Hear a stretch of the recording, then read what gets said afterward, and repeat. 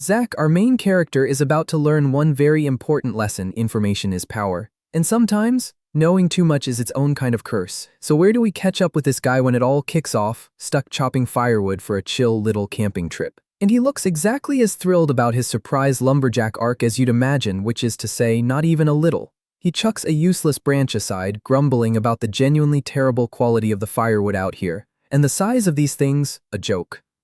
Dude's already figured out he's somehow become the group's official wood chopper. But real talk, Zach doesn't mind the solitude. Out here, away from everybody, there's a quiet he can actually vibe with. Especially when everybody includes Hannah's friends like Tyler, who is loudly having a full meltdown over the tent situation. David, Izzy's boyfriend, tries to cover himself, explaining he was busy helping her get settled into the trailer. Tyler's not buying it though. He keeps griping about the setup, calling it a disaster waiting to repeat itself. Meanwhile, Hannah, Zach's girlfriend, is casually assuring everyone that Zach's got this handled. No pressure or anything.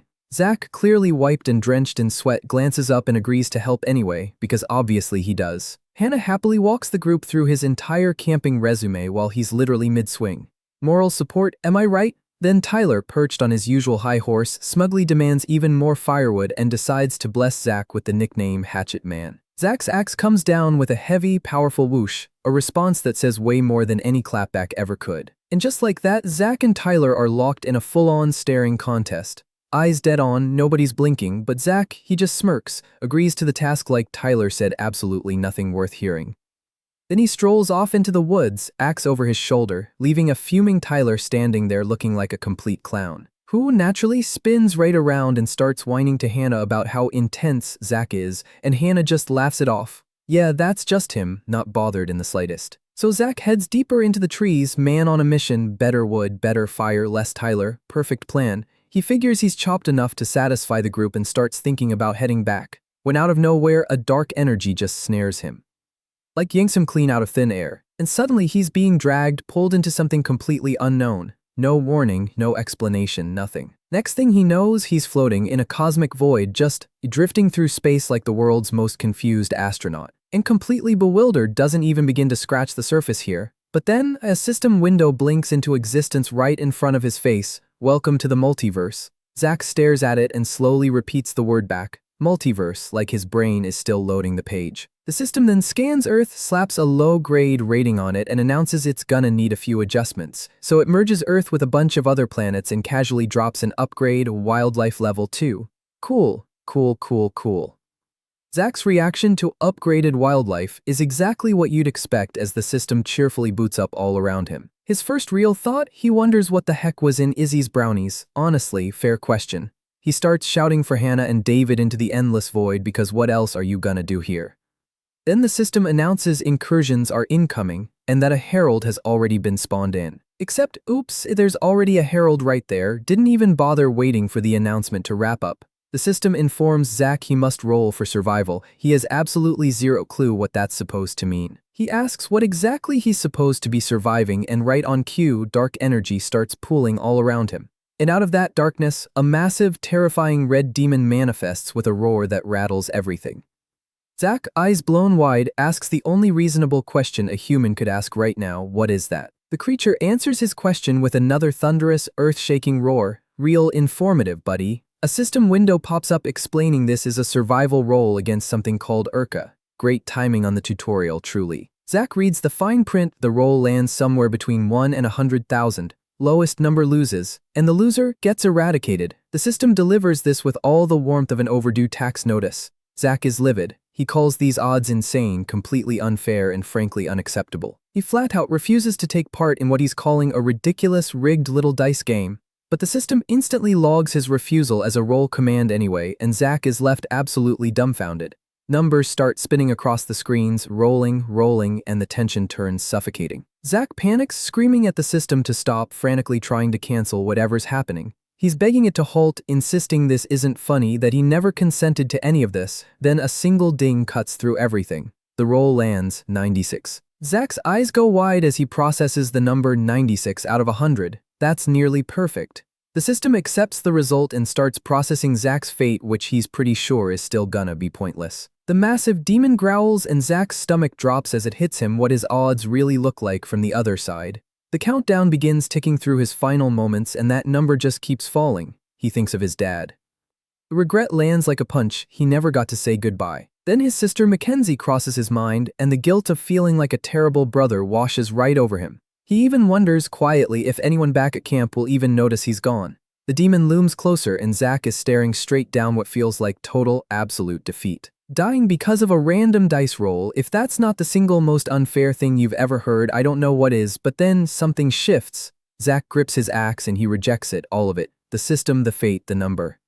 Probability means nothing to him right now. If this is the end, he's going down swinging. Eyes blazing, Zack demands one chance, just one, let him fight. Then, another ding, the demon's roll finally reveals itself, a measly 91. A congratulations screen explodes onto the display, confirming Zack's roll of 96. He won. He can barely process it, stammering, asking if he actually pulled it off as Urka roars in confirmation of its own defeat. The demon lets out a final scream, swallowed whole by a violent clash of red and blue energy, while Zack himself gets engulfed in a surge of purple and red power erupting from somewhere deep inside him. He cries out as the energy tears through his body like a current he has no hope of controlling. Then a system message confirms it. Zack's existence is verified.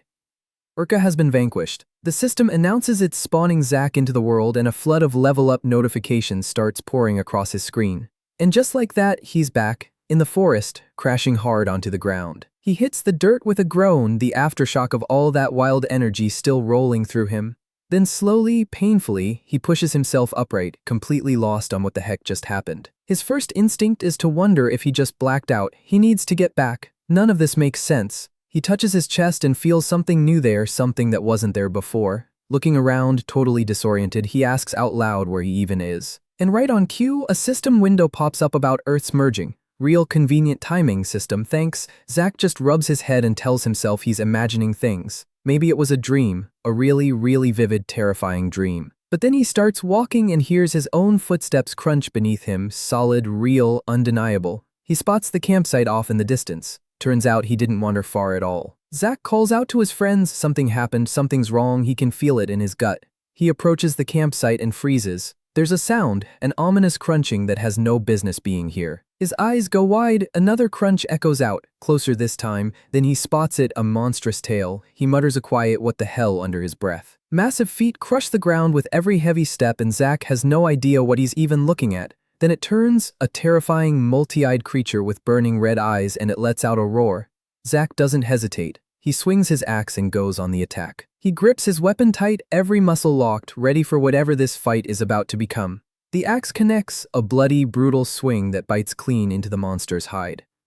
Zack holds his ground, weapon raised, as the creature recoils from the hit, wounded, but nowhere near finished. He's grimacing, bloodied, and still swinging, pure ferocious determination carved into his face. Then he brings the axe crashing down, and the sheer impossible strength behind the blow stuns even him. The multiverse system screen flashes, logging the experience, the fight, the damage, all of it. This was real, the terrifying monster, the dice roll, none of it was a hallucination. Zack clutches his wounded arm and lets the brutal reality settle over him. He calls out desperately for his friends and then spots another creature already snarling in his direction. The massive monster stomps forward, cutting off his path to the campsite and forcing him to bolt. Its thunderous growl rolls through the trees as Zack scrambles to put distance between himself and the chaos. The creature lunges, and it's faster than he expected, way faster. But Zack dodges, noting through gritted teeth that all that speed comes at the cost of agility, a weakness. That's when an idea sparks, reckless, desperate, probably stupid, but it's all he's got. His face hardens with resolve as he commits to the plan, fully hoping it doesn't get him killed. He bolts, not away from the danger but toward a purpose, luring the monster deeper into the woods on purpose. He's straight up taunting it now, yelling for it to follow, baiting every ounce of its furious attention. And he's leading it right toward the campsite trailer. Dangerous doesn't even cover it. His arm is bleeding badly, but Zack pushes through the pain and keeps his eyes locked on the goal. Then more of them slither out of the shadows, more creatures. Joining the chase like this mess needed extra company. His bloodied hand is a brutal little reminder of just how rough this fight has already got. He ends up in a rocky, overgrown stretch of terrain, still bleeding, axe still raised. He forces himself onward, muttering a quiet come on to himself as he braces for whatever's next. Zack's eyes narrow, laser-locked on the creature still thundering along behind him. His bloodied hand trembles, and for half a second he wonders, is that fear? Then he glances at his blood-splattered axe, and the answer comes through crystal clear. No, it's not fear, it's rage, pure, unfiltered rage, and it makes him grip the weapon even tighter. He screams a furious challenge at the creature, daring it to come finish what it started. The massive multi-eyed beast crackles with dark purple energy and lunges forward with an earth-shaking roar. Zack expertly slips past the beast's snapping jaws a hair's breadth from getting caught. The creature slams into the ground exactly where he was standing half a second ago. It thrashes wildly, relentless, hounding him through the brutal, overgrown terrain without slowing for a second. It unleashes another thunderous roar, those glowing red eyes burning with a fury that just won't quit. Zack, caked in his own blood, swings the axe with fierce, driven intent and connects clean. He lands another brutal blow, face twisted with rage as blood erupts from the wound. The creature's tough hide cracks and shatters under the sheer, relentless force of Zack's assault. He takes a second to reflect. Compared to that impossible dice roll, these monsters are absolutely nothing. The monster lets out a desperate, pained roar, those glowing red eyes still burning, still defiant. Zack roars right back, a furious declaration that this creature is nothing standing between him and his path. He unleashes a rapid flurry of axe swings, a blur of blue energy that tears straight through the foe. He keeps the assault rolling, relentless, each precise strike biting deeper into the monstrous form. And with one final, decisive slice, Zack lands the finishing blow, ending the creature's rampage for good. Standing over the vanquished beast, a system notification confirms his reward: Nexus coins, freshly earned. Zack just stands there, breathing heavy, completely drenched in blood from that brutal scrap. A bloody handprint marks a nearby tree, a grim little monument to just how close that came. Blood drips onto the forest floor in a trail, his axe lying discarded somewhere behind him. His bloody boots keep moving through the messy terrain, leaving a path that tells the whole story without a single word. He reaches the campsite trailer, drenched in blood, and calls out desperately to see if anyone's there. Leaning against the vehicle, Zack mutters that he needs to go. He's running on pure fumes now. And then he collapses right beside the trailer, totally spent, still bleeding, the battle finally cashing in its toll. Then a system window appears. One glowing word dead center on the screen: home. Zack's eyes open slowly. Sunlight filters through the leaves overhead, dappling gently across his face. He stares up at a bright, familiar sky, seemingly back where he belongs after everything that just happened. He stirs, clutching his head as the pain flares, all the aftershocks of the fight crashing into him at once. But then he looks at his hand, still splattered in blood, and the confirmation he was dreading lands hard. He reaches for his phone, checks the date and time, and something clicks immediately. His eyes go wide as the numbers register. Something is very, very wrong. He's been out cold for 3 whole days, 3 days just gone. He scans the campsite, empty, no sign of Hannah, no sign of anybody. Their belongings are still there, untouched. Zack grimly accepts what that probably means. He steps out into the forest and immediately gets hit with the full scale of the chaos unfolding around him. Then he touches his arm, the one that was torn wide open, and realizes the wounds are gone, healed, like they never even happened. Zack stares at his restored hand in silence, trying to piece together how he survived something that should have killed him. No phone service, no backup, alone in the woods with whatever this world has turned into, and to top it all off, the car battery's completely dead. He's stranded. But our boy Zack, axe in hand, takes one look at all of this and squares up like he's ready for whatever's coming. Including that, a monstrous creature with glowing red eyes and a mouthful of razor teeth, an actual living nightmare. Zack finds himself wondering, are these things aliens, or is this just Earth's new normal now? His thoughts drift to his dad and the gut-punch realization that the entire planet might be going through this exact same chaos. Then his sister Kenzie crosses his mind, and that protective instinct kicks straight into overdrive. His eyes burn with resolve. He has to find a way home. That part's not up for debate. So he starts scaling a tree, axe gripped tight, moving with a focused, driven urgency. With a sharp thunk, he sinks his axe into the bark and hauls himself up through the transformed forest. Then he reaches the top and gasps, completely floored by the chaotic new landscape sprawling out in front of him. He wonders if there's even a home left to go back to, because a massive red beam of light is piercing the sky over distant mountains, and past that, nothing but open ocean. Bewildered, he questions whether he's stranded on an island, because no matter which way he looks, the sea just keeps going. Zack curses, the full weight of it finally sinking in. The system has completely warped his entire world. He screams at the system for what it's done, axe still gripped tight in his shaking hand, and then a barrage of dings. Notifications rain down, showering him with titles like Born for Carnage and Ultimate Reaper, each one cranking up his stats. More messages roll in. Overpowered, Slayer of Leviathans, each new title stacking his abilities even higher. Zack stares at the new system window, asking himself out loud, what the hell is all of this? His full character sheet unfurls. Zachary Atwood, level 16, packed with all his new titles, massively boosted stats, and a growing pile of Nexus coins. He stares at the screen, genuinely floored, wondering if his world has literally turned into a video game. He checks his status, level 16, with strength and vitality leading the charge, likely thanks to that dice roll and all those stacked titles.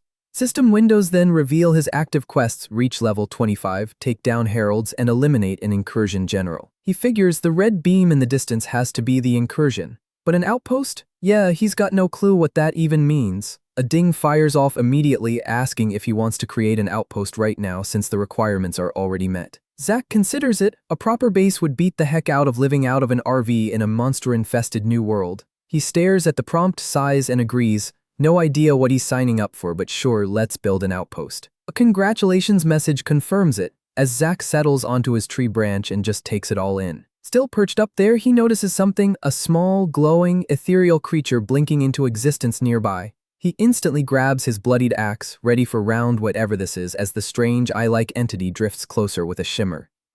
Zack stares at the peculiar thing, eyes glowing with a mix of surprise and intensity, muttering, "What you're?" He nearly tumbles off the branch, realizing this floating entity is absolutely, definitely not human.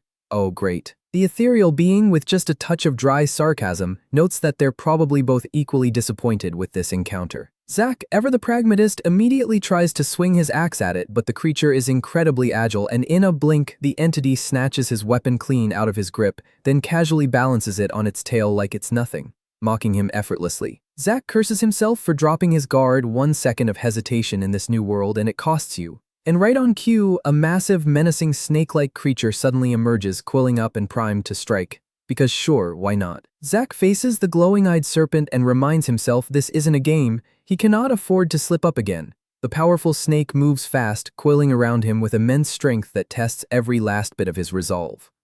Caught in its grip, he comes to a realization: to get stronger in this world, he has to be willing to take real risks. With fierce determination, Zack starts setting up a counterattack against the fanged, glowing-eyed beast. Caught in the serpent's coils, he furiously declares he will not die here, and channels everything into a powerful counter. The massive snake answers by crushing him against a tree, the pressure building until there's a sickening crack. But Zack lets out a primal scream and breaks free, flung clear, burning with pure, unadulterated rage. He gets it crystal clear now: the system only rewards the strongest. Power is everything in this new world. Nothing else matters as he's thrown around, the brutal truth of his new reality becoming impossible to deny. His eyes burn with a single resolve: he has to become the strongest, not someday, now. Meanwhile, the peculiar ethereal entity reappears, watching the chaos play out with a casually detached air. It muses that Zack never really stood much of a chance starting off like this, figures an outpost would have helped. Then it questions Zack's choice of a tree for his outpost location, finding humans notoriously, reliably mid.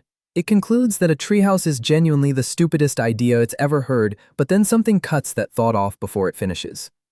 Zack's bloodied axe gleams in the dim forest light as he readies himself for another fight. The ethereal entity from before hovers among the trees, silently observing everything unfolding below. Its single eye glows with a pulse of purple energy as it watches for Zack's next move. And apparently Zack has been busy. The remains of several snake-like creatures are scattered all around him. He grips his axe tight, ready to face whatever comes crawling out of the shadows next. The ethereal being finally speaks up, quietly admitting it was wrong about Zack's potential. Zack listens, expression serious, processing every word the creature says. The entity introduces itself as Abby, assigned to help Zack out with his outpost. Zack, genuinely caught off guard, introduces himself and then immediately asks how Abby is even talking without a mouth. Abby, thoroughly unimpressed, explains she's the assistant assigned the moment Zack picked his outpost location.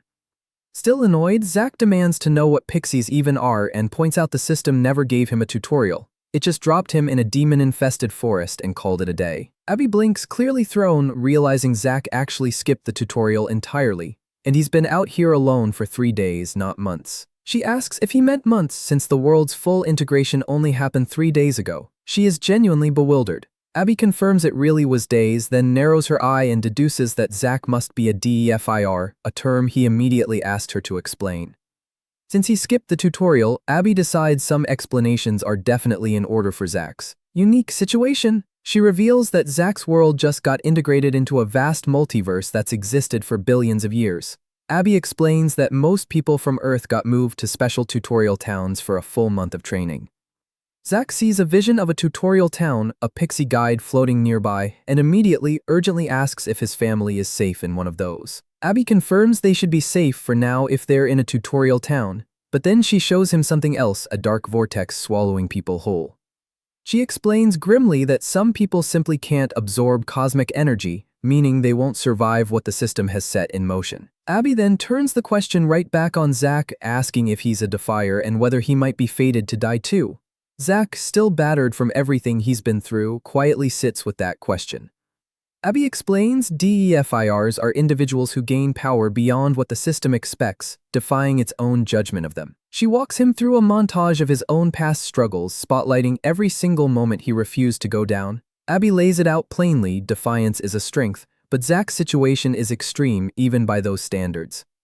Zack scoffs, calling getting nearly killed by a dice roll an opportunity. Sure, real great opportunity. Abby clarifies the system genuinely sees it that way, and in the multiverse that system's word carries serious weight. She adds a warning, quiet and serious, the system despises cowards, Zack needs to be careful. A cosmic hand clenches shut in the void, driving the point home, failure, giving up, backing down, all of it gets punished. Zack lets it sink in, realizing exactly what it means. He has to complete every single one of these quests. He has to kill all the demons. He asks, voice tight with frustration, I don't even get a choice in this? Abby confirms it. He's at the forefront now and the system is watching him closely. Don't disappoint it, she adds simply as Zack tightens his grip on his axe, still caked in grime. Abby then advises him to finish his quest within 1 month, not 3, 1. Zack starts to fire back, but a sudden surge of purple energy erupts around him, followed by a sharp crunch. He blinks. The energy fades out. He calls out for Abby, but she's already gone. A system message appears, outpost administrator returned early by system. Zack stares at the message, utterly baffled, muttering what the hell. Then he repeats it quietly to himself. 1 month. His expression settles into something grim and decided.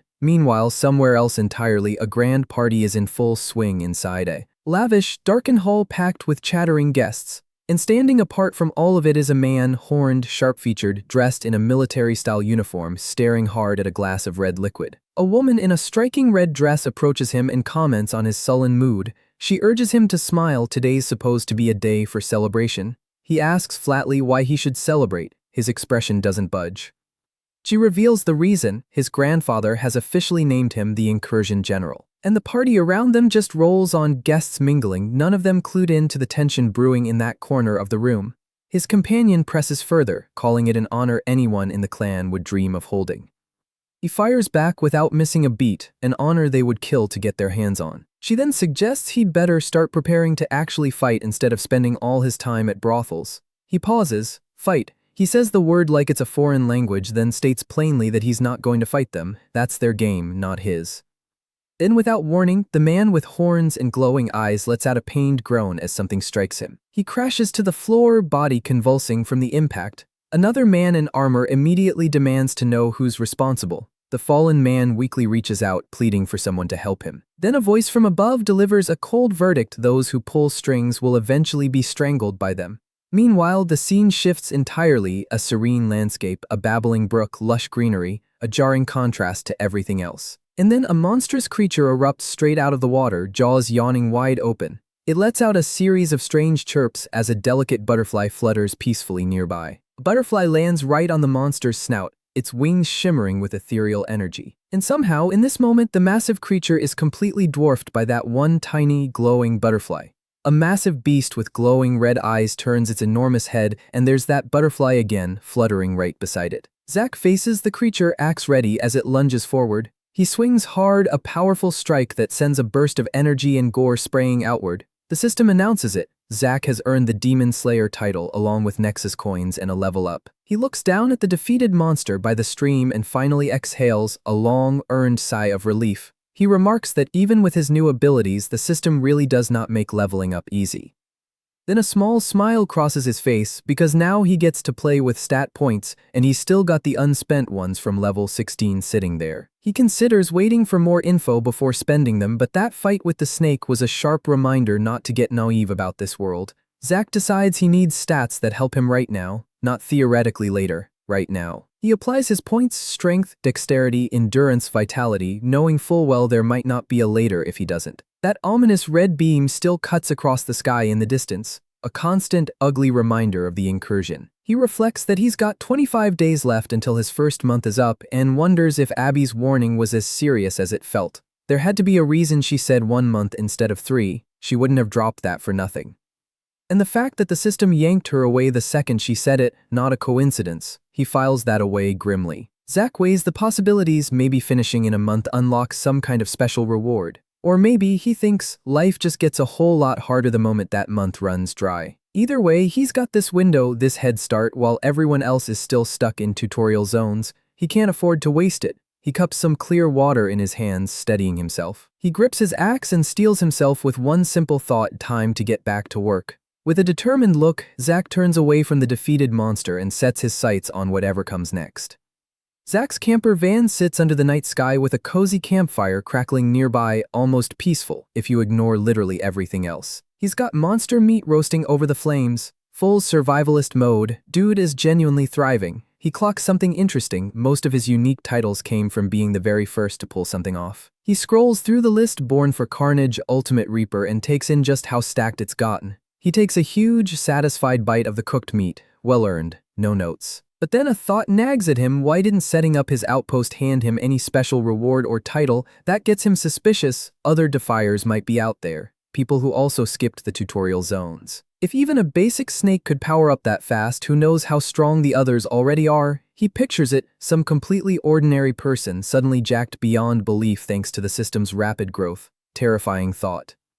Zack concludes he needs the outpost shop, either to get stronger or to finally track down his family, probably both. He pulls up the shop, everything's priced in Nexus coins. He notes he earns coins from kills, yeah, even that snake counted. And he spots it, a teleporter option. He leans right in. If that thing could bring his family to him or get him to them, that changes absolutely everything. Honestly, he'd settle for just getting off this island and back to civilization at this point, but the teleporter costs 10 million Nexus coins. 10 million. He stares at that number and accepts the brutal truth: basic monster kills are not gonna cut it. He wonders if quests might be the better route to funding the buildings he actually needs. And just like the stat points, he can't sit on Nexus coins forever. At some point, he's gotta spend them. Zack decides he needs to put them towards stuff that helps him survive right now. In the end, he could only afford 2 things: a skill called Eye of Discernment for 3,000 coins. That skill lets him pull basic info on creatures, which, ideally, helps him figure out how to put them down more efficiently. The other purchase was an F-grade small-scale cosmic energy gathering array for the same price. It's a necklace that passively pulls in cosmic energy, netting him roughly 1 demon dog's worth every 24 hours. He'd figured he might be able to steal abilities off creatures, but that process was dragging on way too long, so he switched gears and went back to hunting. From that point on, Zack spent damn near every waking hour hunting monsters deep in the demon forest. When he managed to get the drop on the demon dogs, they went down quick and clean. The system paid out Demon Slayer title Nexus coins, level up, rinse and repeat. But when he couldn't get the drop on them, yeah, not so much. He learned fast that even with his new abilities, this leveling grind was not gonna be a smooth ride. More than once he found himself locked in a brutal back and forth against a horned demon dog, barely holding his own. The beast would seize the upper hand, knock him flat, loom over him, get ready to end it. But Zack, being Zack, managed to block the killing blow with his axe every single time. Barely, but still. He'd scramble back to his feet, eyes burning, flat out refusing to stay down. And with a surge of purple energy, he'd unleash a powerful counter, hitting the demon dog hard enough to actually matter. The monster would crumple and Zack would stand over it, victorious, again. The system would chime in right on schedule: another Demon Slayer title, more Nexus coins, a much-needed level up. He'd pull up his status screen, see the unspent stat points waiting, and get straight to work. Strength, dexterity, endurance, vitality, he'd dole them out deliberately, always prioritizing immediate survival over anything long-term. With his stats boosted and his axe glowing with renewed energy, Zack was ready to keep pushing. Level 23, he thinks it, eyes glowing, he needs to pick up the pace. His stats confirm it: level 23, strength and vitality sitting right at the top of the chart. And the system isn't about to let him forget the clock. A message reminds him there are less than 5 days left in the month. Meanwhile, somewhere far removed from all that, a man named Ogre sits at his desk looking thoroughly bored out of his mind. A horned individual named Rydell strolls in and greets him, asking how the incursion preparations are coming. Rydell waves the question off immediately, telling Ogres to just go read the reports. Ogres retorts that Rydell's entire job as second-in-command is to delegate, not to point people back at paperwork. He invites Rydell to sit. Rydell declines, he'd rather stand. Ogre squints at Rydell's drink and asks pointedly if he's drunk. Rydell gets defensive, asking why everyone keeps saying that, pointing out that his part in the incursion doesn't even start for weeks. Rydell, looking just a little too smug, responds with a smooth, "How right you are, sir." He slides a document across the desk, promising Ogres can get right back to his wine the second he signs it. Ogres, the incursion general, signs the document without much fanfare while Rydell assures him his orders will be carried out swiftly. Ogres calls Rydell a good man. Says he always knows he can count on him. Rydell, wearing that sly grin of his, mentions casually that his part in the incursion doesn't kick off for a few more weeks. He announces, with the energy of a man who has absolutely already planned this, that he's free until then, hand reaching for the door. Back in the wild, Zack, bandaged and tucked into the bushes, peers out carefully, his hand brushing against the leaves. A massive creature with glowing red eyes lifts its head and sniffs at the forest air. It lets out a low, slow growl. Zack whispers to himself he's still downwind. Good, he readies his axe, watching closely. The beast hasn't clocked him yet. Then Zack's eyes blow wide with surprise, his gaze snapping toward something he never saw coming. The monstrous beast lunges forward without warning, its jaws snapping shut with a sickening crunch. The creature, half hidden behind thick foliage, exhales a heavy, rumbling breath. Zack hits the ground, panting, drenched in sweat, and looks up from where he landed. A multi-headed beast sniffs the air, those glowing red eyes scanning every inch of its surroundings. Another bone-crunching sound echoes through the trees as the monster keeps pressing its attack. The beast roars, massive head filling the whole frame, and charges with terrifying force. Dark, shadowy energy bleeds off the creature as it swings. The full monstrous form of the beast reveals itself, coiled and ready to strike again. Zack is back on his feet and dashing forward, exclaiming in shock at what he's even looking at. It's way bigger than the other monsters he's fought. He wonders with dawning dread if that's what he's supposed to kill. Its claws are the size of his arm. He says it out loud, then immediately decides he needs to get back to the campsite and figure out a plan. There's no brute forcing this one. The only way he's killing that thing is with a plan. Then strange symbols appear in the air, ancient-looking, almost magical. Something's shifting.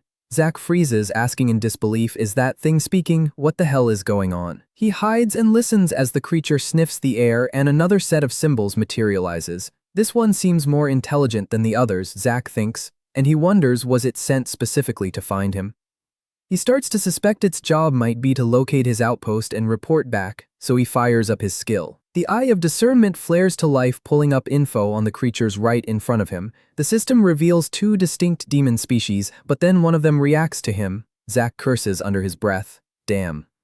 The horned demon beast unleashes a blast of purple energy, eyes burning with pure malice. Zack grits his teeth and channels his own purple energy into a counter. The impact is massive, and Zack's eyes go wide as the 2 energies collide with devastating force. He swings his axe with everything he's got, unleashing a devastating wave of power. The force of it sends him flying backward, but he's still conscious, still in the fight. He lands hard, but there's a smirk on his lips. He's already gearing up for more. The demon beast roars and charges again, closing the gap with terrifying speed.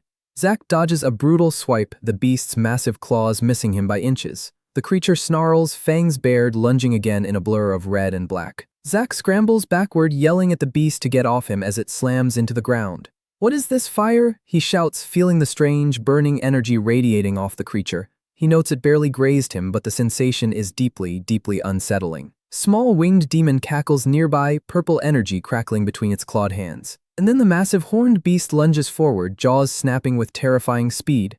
Zack reads the situation instantly. He's outnumbered. 2 powerful monsters. At the same time, if I can't beat these odds, he thinks, eyes burning with determination, then I don't deserve the luck I've already got. He dodges a swipe from the horned beast, quick, agile, not giving it a single inch. A winged demon unleashes a blast of purple energy straight at him. The energy detonates on impact, sending a shockwave tearing across the ground. Zack braces as the horned beast leaps, axe raised, already locked into the next strike. He grapples with the red-scaled beast, its hide glowing with an ominous light. It comes at him with sharp claws, but Zack counters, refusing to give up an inch of ground. He gets thrown hard to the dirt, the beast looming over him. He retaliates instantly, a powerful strike that connects clean with the monster's head. The beast roars in pain and rage as Zack keeps the pressure cranked up. He lands a heavy blow, the creature recoiling with a sickening crunch. His eyes glow with fierce intensity as he unleashes a furious barrage of hits. Then a second winged demon appears, its menacing grin filling the entire frame. It unleashes a blast of purple energy that engulfs Zack completely. He grits his teeth, channeling his own power as he braces for the next wave. He channels his purple energy again, shaping it, focusing it, forging it into a counterattack. And as he does, something clicks. That creature's power wasn't some inherent gift, it was just luck. The horned demon beast fires off another blast of purple energy, eyes glowing with malice. And in that moment, Zack finally understands what this energy actually is: cosmic energy, the building block of the multiverse itself. Ever since the system arrived, that energy has been living inside him. He just had no idea. It intensifies now, radiating outward in a brilliant, expanding display of raw power. From the very first thing he ever killed, it's been there, quietly building. The gathering array taught him to feel it. His eye of discernment skill taught him to use it. But learning to control it, that part was all on him, and it was a brutal teacher. With one final surge, Zack lets it all loose, ready to meet whatever comes next head-on. His eyes blaze with fierce, focused light as he braces for another onslaught. One thought burns through him as he squares up: you should not have broken my axe. The small winged demon unleashes a rapid barrage of purple energy projectiles straight at him. It lets out a terrifying shriek as it presses the assault without an ounce of mercy. Zack dodges the incoming blasts, purple projectiles streaking past him, one after another. He grunts, channels his power, and swings his weapon in a wide, sweeping arc. A massive wave of purple energy erupts from him, crashing straight into the incoming attacks. The impact sends him flying, but he grits his teeth and eats the hit, already thinking about his next move. The horned beast roars, jaws snapping, winding up to charge again. With one final surge of everything he's got left, Zack unleashes a devastating blast that engulfs the entire area. Day 30, the final day of the first month, dawns over the campsite. Meanwhile, somewhere dark and narrow, a shadowy creature slithers through a rocky crevice. It splashes down into the water, and a larger, red, spiky beast follows right behind it. Zack drifts along with the strange creature, floating in the current. The water churns and roils as the beasts shove their way through the rocky passage. Zack sits quietly, sharpening his axe, gives it one last check. That'll do it. He grumbles that he didn't quite hit level 25 or unlock a class before today. But Abby said 1 month, not 3, so he presses on regardless. The system rewards risks. That's been proven over and over, so he might as well take one more. Time to kill a second herald, Zack declares. His voice is calm, his eyes not even a little. Rydell's hand, dark claw-like fingers, rests quietly on a table. Then the same hand, now wrapped in an armored gauntlet, comes into frame as he speaks. Rydell, looking insufferably smug, remarks to Ogres that it's been quite the busy month. Ogres, the incursion general, asks him flatly if it's been busy for him specifically. Rydell replies that it has been for some, but as far as he's concerned, the real work is only just getting started. A massive purple portal tears open, ringed by a crowd of demons all prepping to step through. Led by Rydell and Ogres, the demons march toward the portal with purpose and zero hesitation.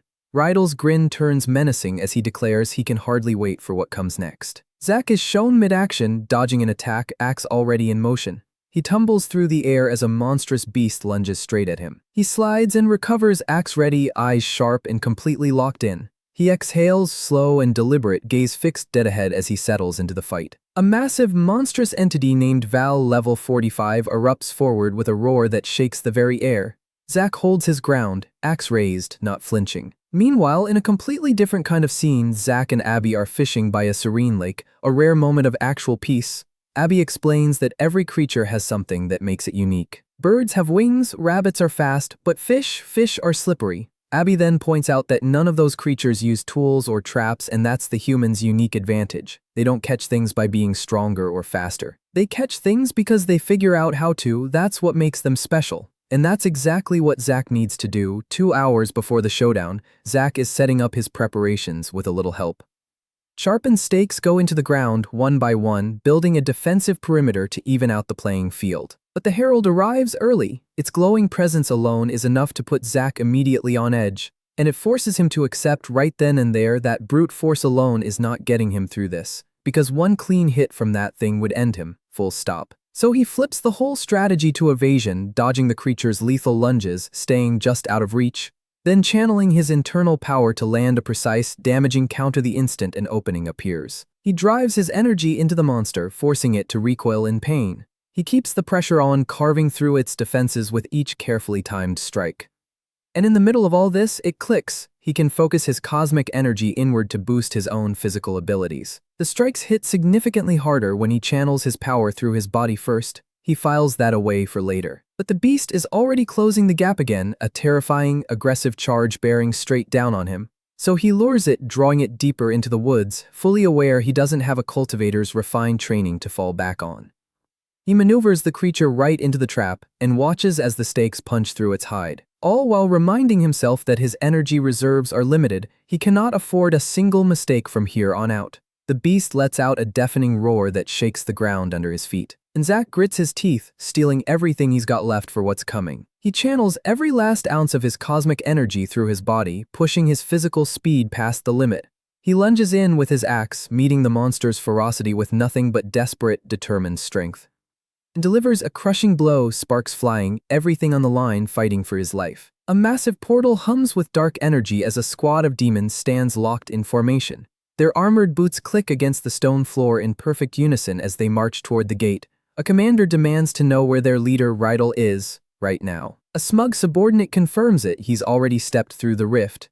The general turns to face the troops with a cold, unsettling, predatory grin. And it becomes very clear that whatever this mission was supposed to be, it just took a dark turn. He informs the troops plainly that they will not be following their leader just yet. His expression twists into something purely, unambiguously malicious as he readies his next move. While back in the wild, Zack is pushing his body past every limit he thought he had. His internal energy is spiraling out of control, and he's fighting tooth and nail to stay on top of it. He can feel his physical form straining to contain the overwhelming surge of cosmic energy building up inside him. But he refuses to back down even as the monstrous beast keeps up its relentless pursuit. He pushes through the pain, eyes locked ahead, focused entirely on the trap waiting in the brush. The creature lunges with terrifying speed, its jaws snapping shut just inches from his back. He sprints across the clearing as the heavy, thundering thuds of the beast pound right behind him. Gritting his teeth, he pours every last drop of will he has into this final gambit. The hidden stakes wait in the brush, patient, still, ready to flip this entire hunt around. He narrowly slips past the monster's reach, baiting it one more step into the kill zone he built. Then he stops, spins around, and unleashes all of that pent-up energy in one blinding flash. The beast leaps and Zack braces to meet the impact with absolutely everything he has left. It comes in with a guttural snarl, eyes burning with pure, unadulterated malice. But the trap triggers a violent hiss as the creature crashes headlong into the brush. Zack is left breathless in the aftermath, genuinely unsure if his desperate gamble actually paid off. Then the hidden stakes drive home, punching through the monster, pinning it down with one sharp, decisive strike. The creature twitches in agony, its glowing red eyes slowly dimming as its life force drains away. A surge of dark energy dissipates into the air around it, signaling the end of the hunt. And then the system chimes, level up confirmed, and the long-awaited class selection prompt finally appears. Zack stands in the wreckage, feeling the hum of newfound power coursing through him like a live current. He lets out a laugh, triumphant, relieved, the full weight of that battle finally lifting off his shoulders. He shouts his victory straight up at the sky, knowing he just survived something that had no business being survivable. A massive portal hums with dark energy as a squad of demons stands ready once more. Their armored boots click against the stone floor as they march toward the gate in formation. A commander demands to know where their leader, Rydell, is, right now. A smug subordinate confirms he's already stepped through the interdimensional rift. The general turns toward the troops with that same cold, unsettling, predatory grin. And it's abundantly clear that this mission is about to take a very dark turn. He informs the troops they will not be following their leader just yet. His expression twists into something purely malicious as he readies his next move.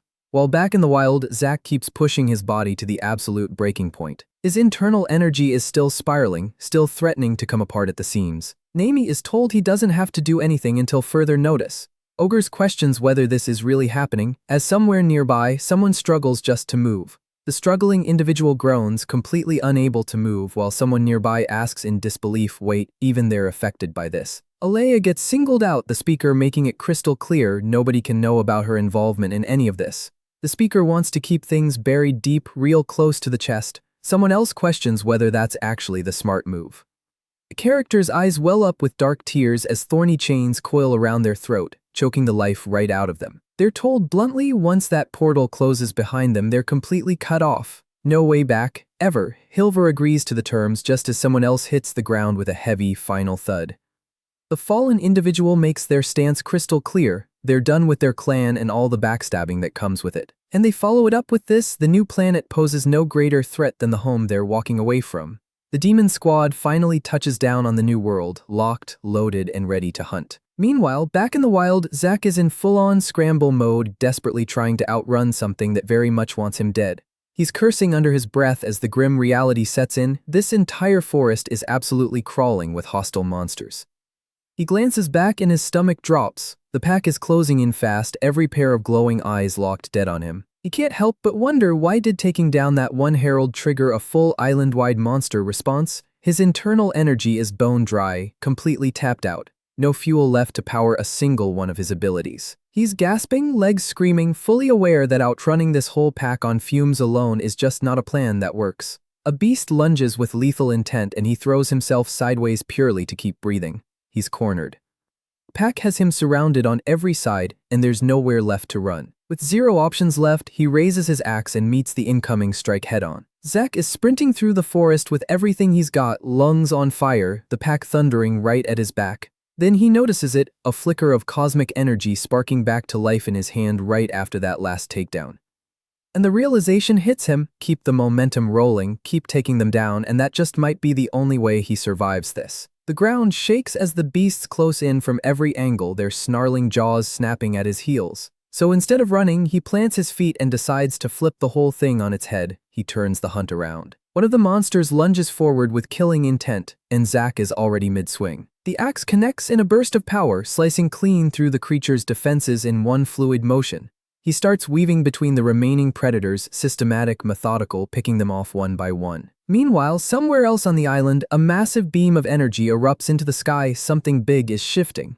Back at the demon base, commanders are scrambling to hold order together now that their leader has stepped through the portal. The acting commander barks his orders. Scouts are to investigate the herald's mysterious death immediately. A subordinate confirms it. The mission's already in motion, not a second wasted. But their strategic planning gets rudely cut off by a sudden, violent disturbance at the portal, which leaves leadership wondering, has their missing ally finally decided to come crawling back home? The answer arrives in the form of a sharp blade punching through the threshold. Yeah, that's a hard no. A mysterious warrior steps into the light, radiating a cold, dangerous intensity that fills the entire room.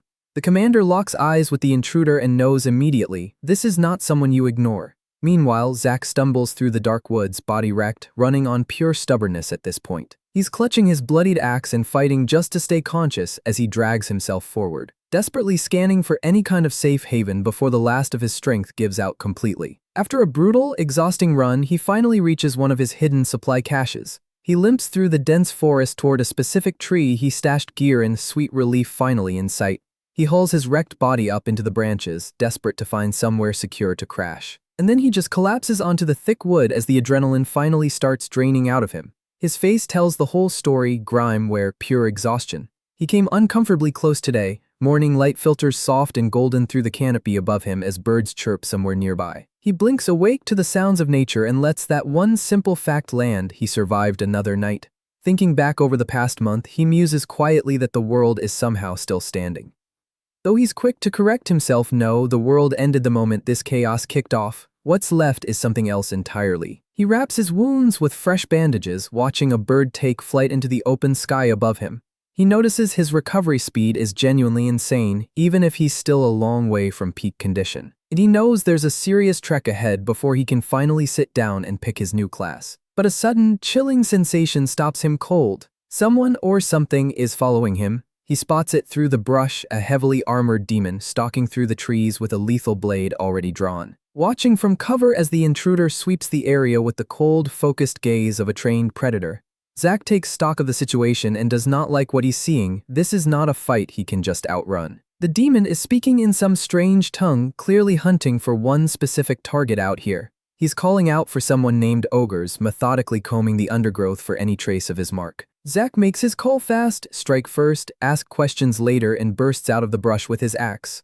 The two collide in a brutal high-speed clash that reverberates clean across the entire forest floor.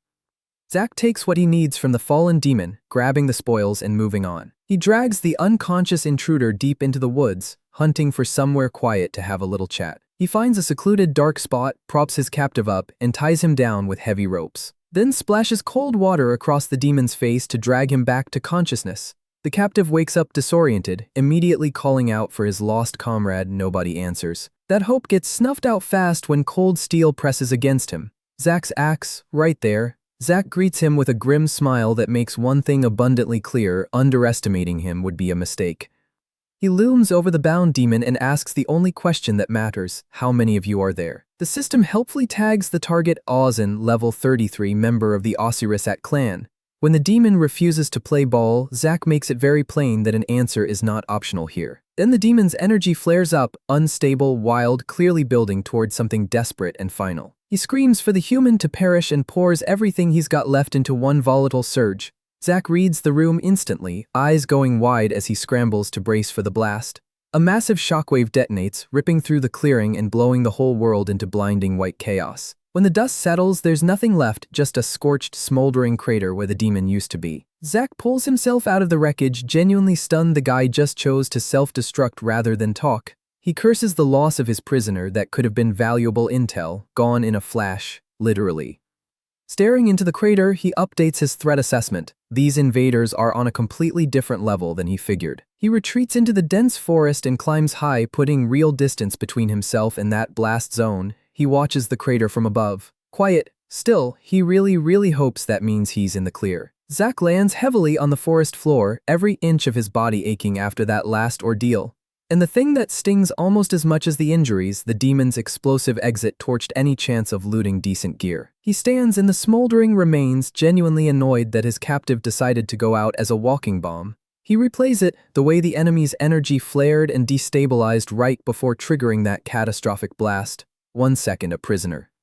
Next, a shockwave that leveled the whole clearing and left nothing but ash. At least he managed to salvage a solid new axe from the wreckage. Small mercies, right? He turns the weapon over in his hand, feeling the weight of it, appreciating the upgrade. Then he catches a system notification. He's officially hit level 25, milestone confirmed. He's itching to pick his new class, but he knows there's still unfinished business to handle first. So he pulls up the system interface and drops a defensive illusion array around the camp before anything else.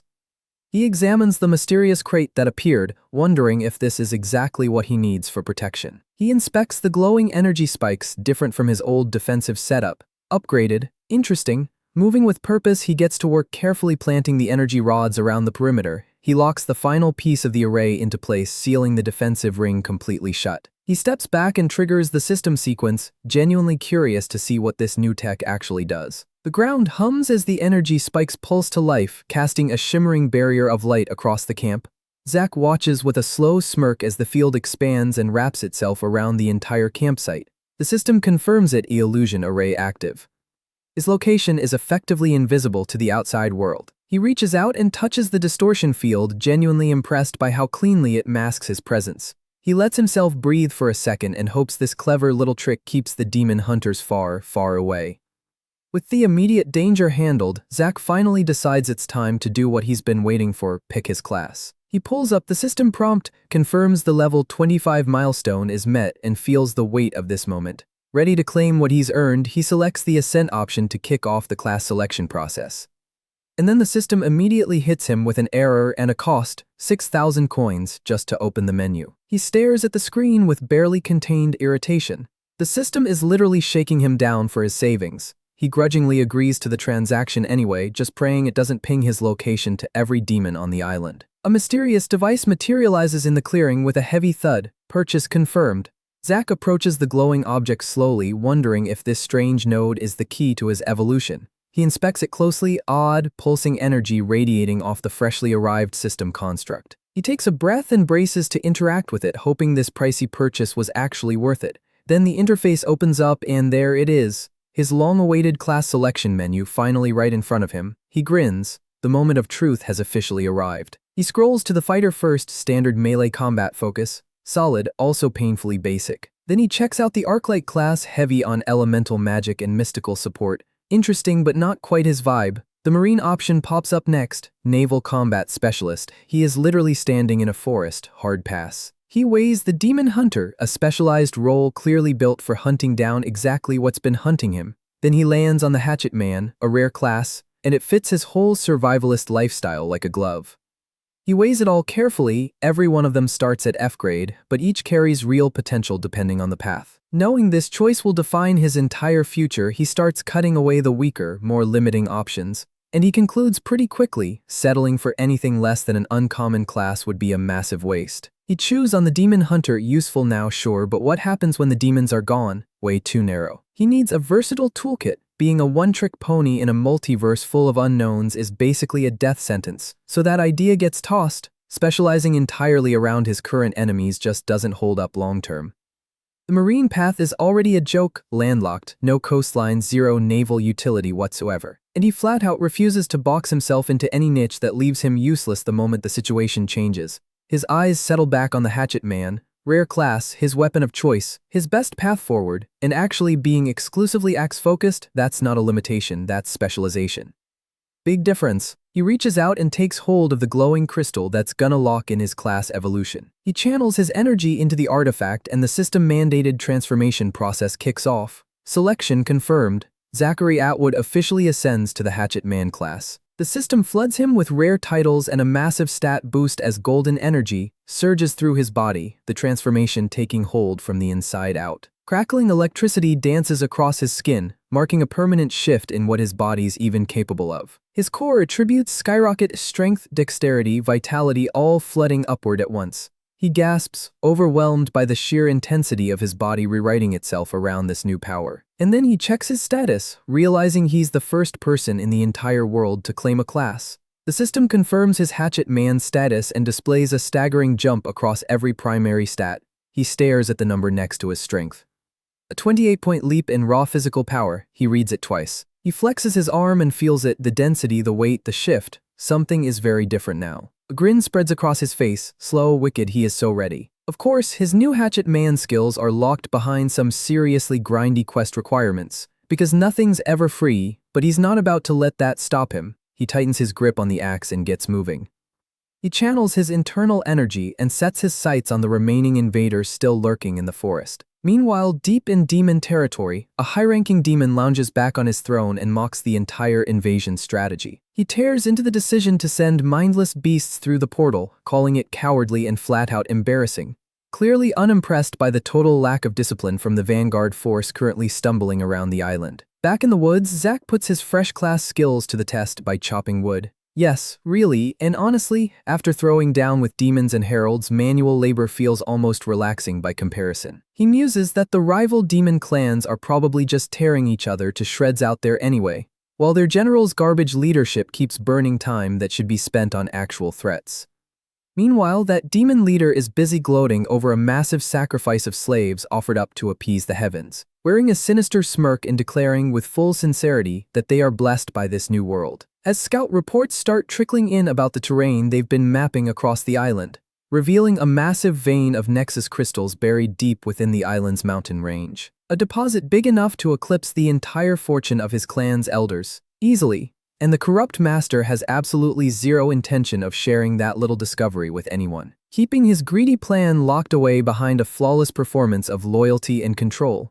He orders his subordinates to set up camp, his patience already completely spent. He questions whether the chosen spot is even suitable, while complaining about the weather on this planet. His lackeys scramble to set up a full formal dining arrangement in the middle of the wilderness. Sure, why not? Keverin plays the gracious host, personally inviting his subordinate Kella to join him for a meal. She questions his priorities. There's an active invasion happening and he's planning a dinner party. He waves her concerns away entirely. He always makes time for what truly matters. Apparently, that's food. But his mood sours the instant. A few insects have the sheer audacity to hover near his dessert. He snaps at his lackey Gormer deal with the pests. Now, before they ruin the meal, his frustration peaks as his silent servant fails to react with the urgency he clearly expects. And then the peaceful little lunch gets absolutely shattered by a swift, brutal surprise attack. A mysterious assailant strikes from the shadows, catching the demon leader completely flat-footed. Kella instantly clocks the breach. A native has infiltrated their position and triggers an immediate defensive response.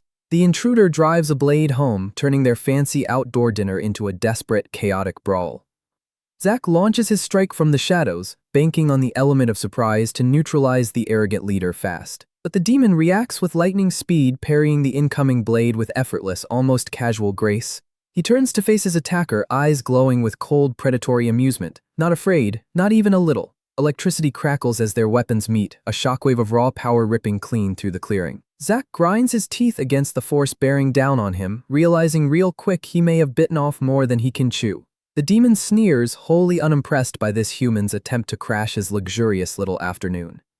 He gears up to swat the intruder like a common pest, slow, contemptuous, and deliberate. Zack struggles to hold position as the heavy blade forces him backward into the dirt. He lets out a fierce roar and pours every ounce of his new class strength into the defense.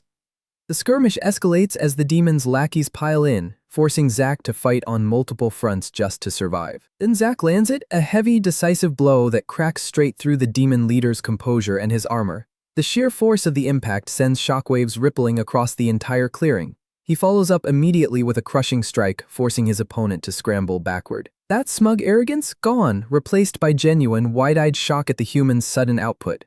Zack doesn't let up, relentless, swinging with lethal precision and a speed he didn't have a month ago. Dark energy flares as the demon tries to counter, but the pressure just keeps mounting with every exchange. A pained cry tears out of the demon as he fights to hold his defensive line together. Then a projectile cuts through the air and catches Zack, forcing him to reel back hard. He gasps, feeling the tide starting to turn against him. The demon leader finds his footing again, eyes burning with cold, murderous intent. Zack pushes through the pain, gaze fixed, jaw set, locked dead on his target. He drives his weapon forward, forcing the demon into a desperate block. And the demon is stunned. Genuinely, he cannot process how a human is matching him blow for blow. He mutters in disbelief, this world's only been active for 1 month. How is this even possible? Zack seizes the opening, grabs the demon by the head, and delivers a blow that carries its own answer. The sudden display of raw physical dominance leaves the elite warrior completely off balance. Zack creates distance with a sharp maneuver and immediately resets for the next strike. His expression stays cold and calculated, no showboating, no hesitation as he closes the gap again. A clean, precise motion slices through the air and forces the demon to retreat in a panic. Seeing the tide turn, the demon leaps back, desperately trying to buy himself space and time. Zack wipes the blood from his face, expression hardening. He's not done. The demon leader plants his feet and stares back, still wearing that amused smirk, at least on the surface. Despite everything bearing down on him, Zack keeps his focus locked tight on the armored figure ahead. The demon taunts him, says he's seen plenty of humans try this. They all fail eventually. His eyes glow with dark condescension as he writes off Zack's entire species as fundamentally weak. He mocks the lack of cultivation, treating Zack like trash that somehow wandered into the wrong arena. And yet, reluctantly, he admits a strange, almost annoyed respect for the way Zack just keeps coming. The heavy axe stays locked in Zack's grip, battered, bloodied, and still very much a symbol of defiance. He channels his resolve locked onto one singular goal: force this world to acknowledge his strength. Zack stands ready as the system interface flickers at the edge of his vision. He's pushing past his limits again. The demon leader names him outright a defier. He says it like it's a diagnosis, not a compliment. He sighs at what he sees as wasted talent, genuinely lamenting that potential like this has to be eliminated. Dark energy surges around him as he prepares to end this once and for all. A sudden violent strike tears through the air. Zack twists just enough to keep it from being fatal. But the gap in their power is becoming undeniable, painfully obvious with every second that ticks by. Zack desperately parries the incoming assault, his weapon screaming against the demon's superior gear. Outmatched and knowing it, he grits his teeth and channels everything into one desperate counter. A massive shockwave erupts from the point of impact and throws them both backward into the dirt. The demon rises completely unscathed. His enchanted armor ate the entire force of that blow, every bit of it. Zack stares at him, his best shot, and it did nothing. He grips his axe tighter and gets ready to go again. He launches a powerful overhead strike, forcing the demon leader to throw his guard up hard.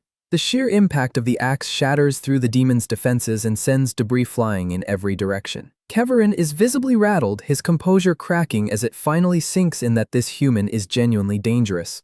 A follow-up strike sends him reeling backward, the elaborate dinner setup he commissioned getting wrecked in the process. Shock registers clearly on the demon's face. He's struggling to process how momentum shifted this fast. Zack doesn't give him a single second to reset. He channels his energy and launches into a relentless, rapid-fire sequence of axe swings. The demon is forced into a frantic retreat, desperately dodging each lethal arc of the blade. Then one of the demon's subordinates finally moves, rushing forward to jump into the chaos. The lackey crashes into the fray in a desperate attempt to shield his master from the onslaught. Keverin barks a sharp command at his servant, still reeling from the turn this whole encounter has taken. Zack lands a brutal, direct hit that leaves the demon leader rocked, pure shock written across his face. Keverin's composure shatters. His opponent is stronger than he calculated, a whole lot stronger. A massive shockwave erupts from their collision, tearing the ground beneath them wide open. The demon scrambles to find his footing while Zack keeps the pressure relentlessly mounting. Zack closes the distance with explosive speed and tackles the demon into a brutal close-range struggle. They grapple, chest to chest, Zack refusing to give him a single inch of breathing room. He drives his hand into the demon's face, making him eat every word of that earlier arrogance. Keverin strains to break the hold, face twisted in a furious, humiliated mix of pain and rage. Desperate and cornered, the demon leader screams for his subordinate to intervene. Right now, Hala lines up a shot from range, hoping to tip the scales back in her master's favor. Zack lands another brutal, direct hit, and Keverin's composure takes another devastating blow. The realization is fully setting in now, this human is not what he was supposed to be. A massive shockwave tears up the ground beneath them as they collide again. The demon scrambles, struggling for footing as Zack keeps the pressure absolutely relentless. He closes the distance and tackles the demon into another fierce, grinding struggle. They grapple at close range, Zack refusing, as always, to let his target catch a single breath. He drives his hand into the demon's face again and the message stays exactly the same, no mercy. Keverin strains against the hold, his face a mask of pain and barely contained fury. Desperate, the demon leader screams for his subordinate to get in there and do something. Kayla raises her weapon from range, preparing to take the shot that hopefully saves her master. Zack struggles to stay upright, the cumulative weight of his injuries is finally starting to drag him down. While Kayla keeps her aim trained dead on him, ordering him to drop his resistance immediately. She fires a precise shot from the shadows and catches him mid-movement, clean impact.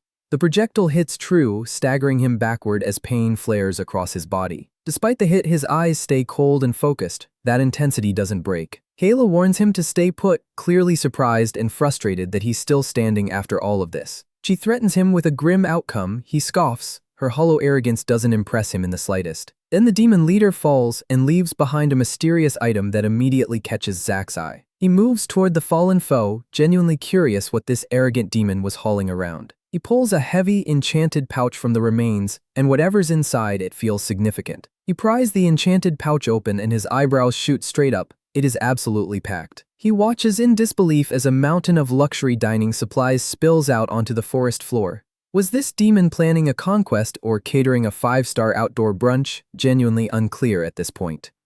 But then his attention snags on something else, a collection of glowing shards pulsing with otherworldly light. The system tags them Nexus crystals, rare items capable of restoring energy and boosting levels. He picks one up and immediately feels the cosmic power radiating through his palm. These are the real prize. He checks his active quests and confirms it. These crystals are tied directly to his progression and future rewards. He doesn't waste a second. He starts absorbing the energy from the first glowing crystal right away. Time passes as he focuses entirely on channeling that raw power straight into his body. Every last drop, feeling the energy settle and revitalize him, he secures the rest of the loot and locks back onto the mission. He flashes a satisfied grin at the quality of the haul.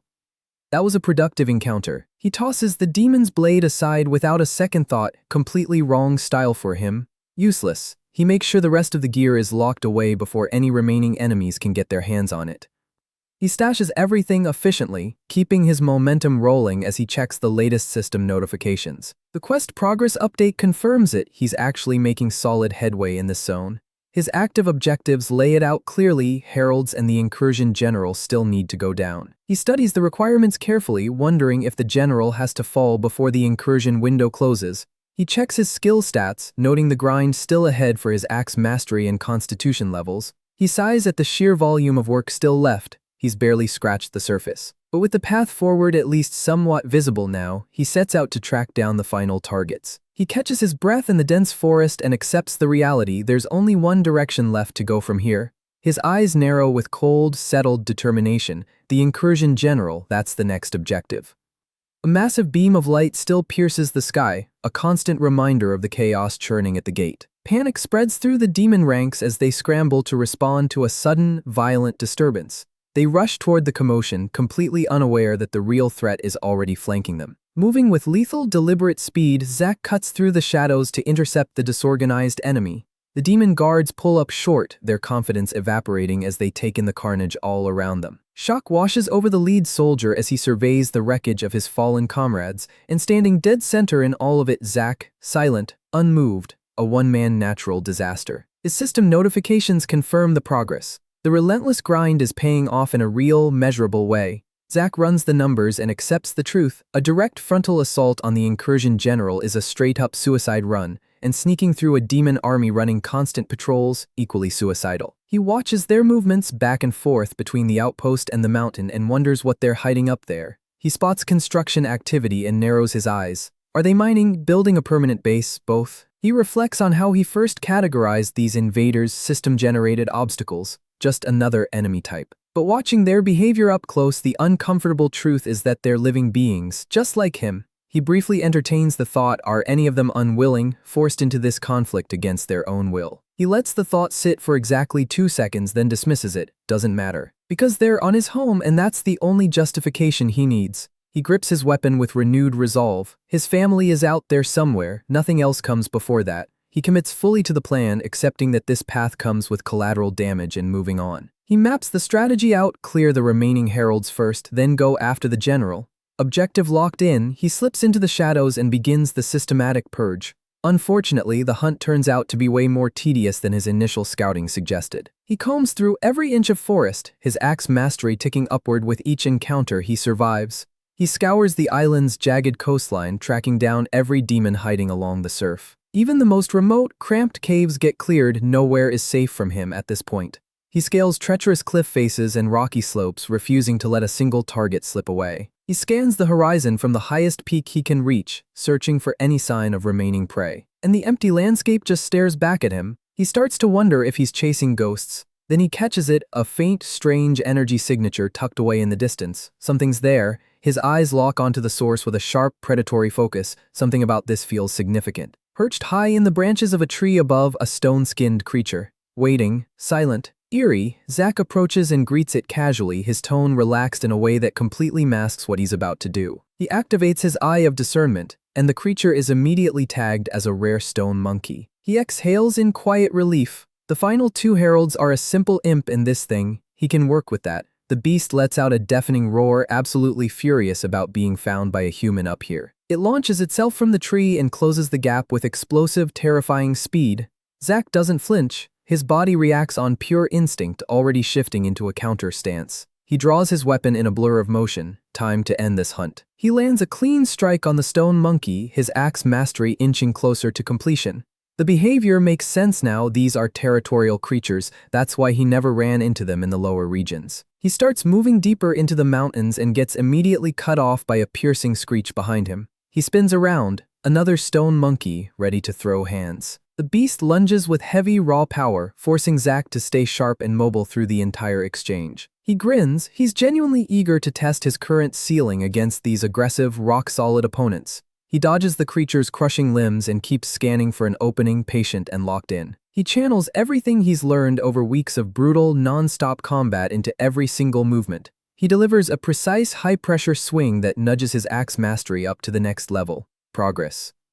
And as he dominates the fight, part of his mind keeps chewing on the deeper mysteries of this world the system built. He maintains the momentum as his axe mastery climbs steadily toward the final threshold. Every swing against the stone-skinned beasts brings him incrementally closer to something deeper, a hidden understanding he can feel but can't quite name. He moves with lethal precision, carving through the opposition like a man driven by pure, singular purpose. He watches the skill level tick upward and acknowledges it. The grind is finally paying off. The battlefield turns into a blur of motion as he systematically dismantles the remaining stone threats. With his mastery nearing its peak, something about the chaotic nature of the multiverse starts to click. He leaps into the next wave, treating each enemy like timber to be cleared, methodical, efficient. Mastery maxed, he settles into his role, the ultimate harvester of this changed, brutal world. Then reality shifts, not metaphorically, literally. He's dropped into a vision of a mysterious, pristine palace. He stands completely still, staring at the ethereal structure, wondering what this new revelation is trying to tell him. Zack snaps back and finds himself staring down a massive force of stone-skinned warriors, outnumbered again. The enemy ranks part as a powerful armored commander steps forward to take him on personally. Zack feels the sheer intensity radiating off the guy and sets his feet. This one's different. The commander lunges with a heavy weapon, demanding to know where this human even came from. Zack takes a slow, measured breath and channels his internal energy, pushing right past the limits of his body. He raises his axe high, drawing a surge of raw power that crackles visibly all around him. Then a blinding flash of violent energy erupts as he unleashes a devastating, focused strike. The shockwave tears across the battlefield, scattering the surrounding demons like they weigh nothing. Engulfed in a swirling vortex of force, he strikes with the full weight of everything he's become. He cuts straight through the enemy line and leaves a trail of total destruction in his wake. And then, a surge of cosmic energy floods his system out of nowhere, granting him something new, a Tao seed. The force of that final strike left the ground literally shattered beneath him. Zack stares at his glowing weapon in disbelief. He felt that, whatever just happened, that was real. He catches his breath under a twisted tree, noticing the landscape around him has been permanently reshaped by the impact. He turns the concept of the Tao over in his mind, vaguely recalling it from old myths and ancient legends. The system confirms the upgrade. His core stats get a boost as the truth of it starts to settle in. He tests the weight of his axe and feels something new, a connection to the air itself, like the space around him is listening. The energy crackles through his grip, pulsing with a rhythm that feels almost alive. He flashes back to a vision of a master warrior and instantly recognizes what it means. His old technique was fundamentally wrong. His past swings were illusions of power. He gets it now, and now he prepares to learn the real thing. He focuses on the weight of his weapon, not swinging it, just feeling it, channeling intent into every small motion. He drags the axe through the earth slow and deliberate, getting ready to release something with real depth behind it. The ground splits apart under the force of the blow, the rocky terrain shattering clean.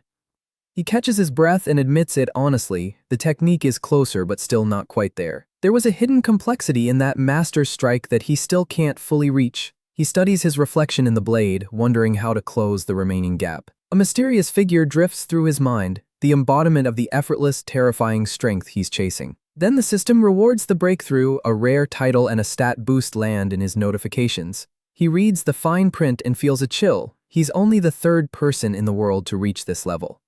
He stares at the horizon, fully aware now he is not alone on this path, not anymore. He reflects on the tutorial period ending and genuinely wonders who else out there survived and came out the other side dangerous. Meanwhile, back on Earth, officials scramble in every major government to coordinate some kind of response to the ongoing global crisis. Zack feels the sting of his recent near defeat and lets it push him toward an honest reevaluation of where he actually stands. He checks his updated system status. Stats are climbing, but there's still serious work left to do. He resolves to push harder, fully accepting that only the strong are gonna have any say in how this world takes shape. He almost missed it, but his wood chopping skill is nearing max level, of all the things to peek out. He takes a moment to rest in the forest, satisfied that his other objectives are nearly wrapped up. Meanwhile, deep inside a fortified stronghold, the atmosphere turns tense as a failure report makes its way up the chain. A high-ranking leader reacts with visible shock as the unexpected news about his subordinate finally reaches him. He learns that his commander has fallen, almost certainly at the hands of that same mysterious threat. The demon commander waves off the loss of his subordinates like it's a minor, expected inconvenience. He laughs at the death of his own scout and dismisses the threat posed by the locals with full contempt. He buries whatever he's actually feeling behind a mask of arrogance and cold, calculated indifference. He orders his remaining forces to investigate the region, still massively underestimating whoever's out there. He plots to play the remaining factions against each other and let them destroy themselves on his behalf. He ignores every warning his armored advisor raises, too wrapped up in his own twisted ambitions to listen. Meanwhile, Zack stands alone in the forest, staring down the final requirement standing between him and completion. He wipes the sweat from his brow and braces himself for one last swing of this long, punishing grind.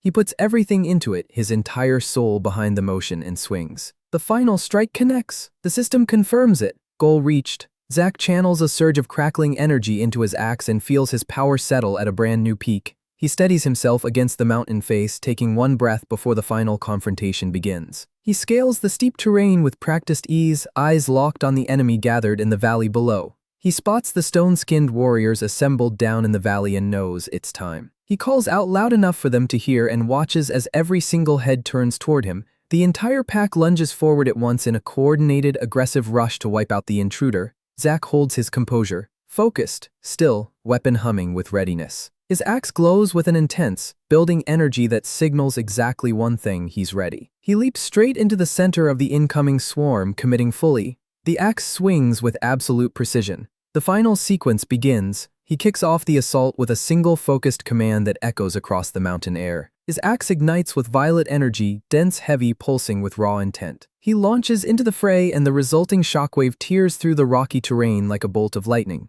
The stone-skinned creatures scramble to react as he carves a clean path straight through their defensive line. He clings to the jagged cliffside and surveys the valley below, confirming what he suspected all along. The mountains were hiding something. His instincts were right, they always are. He climbs higher into the peaks and feels it, the ambient cosmic energy growing denser with every step. The stone monkeys up here are noticeably stronger, more disciplined, watchful in a way the lower ones never were. Their behavior is eerily organized, almost identical to the demons that used to patrol his island, moving in coordinated packs operating under a clear command structure. These aren't mindless beasts. He brushes past a larger stone monkey and sizes it up fast, tough hide, but not dangerous enough to be a real problem. He leaves the defeated remnants behind. These mountain dwellers aren't the threat he came here for. Days of relentless climbing follow as he works his way up the jagged peaks in search of his target. The horizon stays empty. He starts to wonder if this hunt has genuinely hit a dead end. Then the atmosphere shifts, subtle but unmistakable, and his predator instincts snap to attention. He calls out into the open air, challenging the hidden herald to quit hiding and face him. He scans the valley below and locks onto it, a peculiar energy signature radiating from a single, twisted tree. He takes a deliberate step forward, closing the distance with the calm focus of someone who's done this before. His eyes narrow as he homes in on the source. He recognizes the signature, familiar. Then a realization stops him cold. He pauses, reassesses. Zack stares at the glowing, ethereal tree in front of him. Something about it defies every natural law he knows. He wonders what kind of anomaly could warp the physical reality of a mountain peak this dramatically. Then the shadows shift and a powerful presence steps forward, the Cinder Mane, a level 58 herald, the real one. Those glowing, predatory eyes fix onto Zack with an intensity that promises this fight will not be easy. Without a moment's hesitation, Zack drives his weapon forward. The two collide. The impact resonates with a bone-shaking crunch that rolls clean across the entire rocky landscape. He grinds his teeth, pouring every ounce of his strength into holding his ground. Their weapons lock in a stalemate, sparks flying as they test each other's raw power. A blinding surge of energy erupts from the contact point, threatening to overwhelm everything around it. Both combatants are caught in the backlash. Neither moves, neither yields. Zack barely holds his ground as the sheer crushing pressure of the clash threatens to break him. The beast shows exactly why it holds herald status. It counters his heavy strike with almost no effort at all. A massive shockwave ripples outward, forcing Zack to completely recalibrate his approach. He admits it plainly, the gap in power between them is significant. This herald is in a different league, but he draws confidence from the Dao Seed and the stat boost he recently integrated. He's not done yet. The creature mocks his efforts, utterly unimpressed by the human who dared challenge its authority. They separate, both watching, both calculating, two apex predators sizing each other up. Zack lunges with renewed intensity, turning his entire body into a weapon of pure, directed momentum. The herald counters with a lightning-fast strike charged with enough energy to shatter the air itself. Their collision triggers a tremor that runs through the whole mountain under their feet. Zack narrowly avoids a crushing blow as the rocky ground shatters beneath him. He retaliates with a precise violet charge slash that carves through the air in a clean, bright arc. Eyes locked, jaw set, he pushes his physical limits just to keep the pressure on. The sheer force of their exchange sends him spiraling toward the jagged cliffside below. He recovers midair, swings the axe in a wide arc and intercepts the beast before it can press the advantage. He channels his internal energy down to a single focus point. One more counter. The blades collide with a deafening screech, sparks flying, resolve tested on both sides. The Cinder Mane snarls in visible frustration. This human keeps getting back up. It did not see that coming. Zack finds the opening and lands a clean hit, drawing blood, shifting momentum his way. They keep up their brutal dance beneath the twisted tree, neither willing to give up a single inch. Zack maneuvers through the air and picks up on the pattern. The herald is fixated on protecting that tree. He files that away immediately. That protective instinct is a weakness, a real one. He shifts his whole strategy, stop fighting the herald head-on and start exploiting its singular obsession. He taunts the creature with a smirk, knowing he can puppet its movements just by threatening the tree. He launches a sudden aggressive strike toward it, forcing the beast to commit fully to a desperate block. The axe connects with brutal efficiency. The herald sacrificed its own defense to save the tree, and Zack was waiting for exactly that. He watches the trap snap shut with quiet satisfaction. The beast chose the tree over its own safety. The herald grabs the blade in desperation, its body absorbing the full force of the glowing strike. Sparks grind off the metal against its grip, testing the absolute limit of its endurance. Zack acknowledges the grim determination of the creature and then prepares to finish this.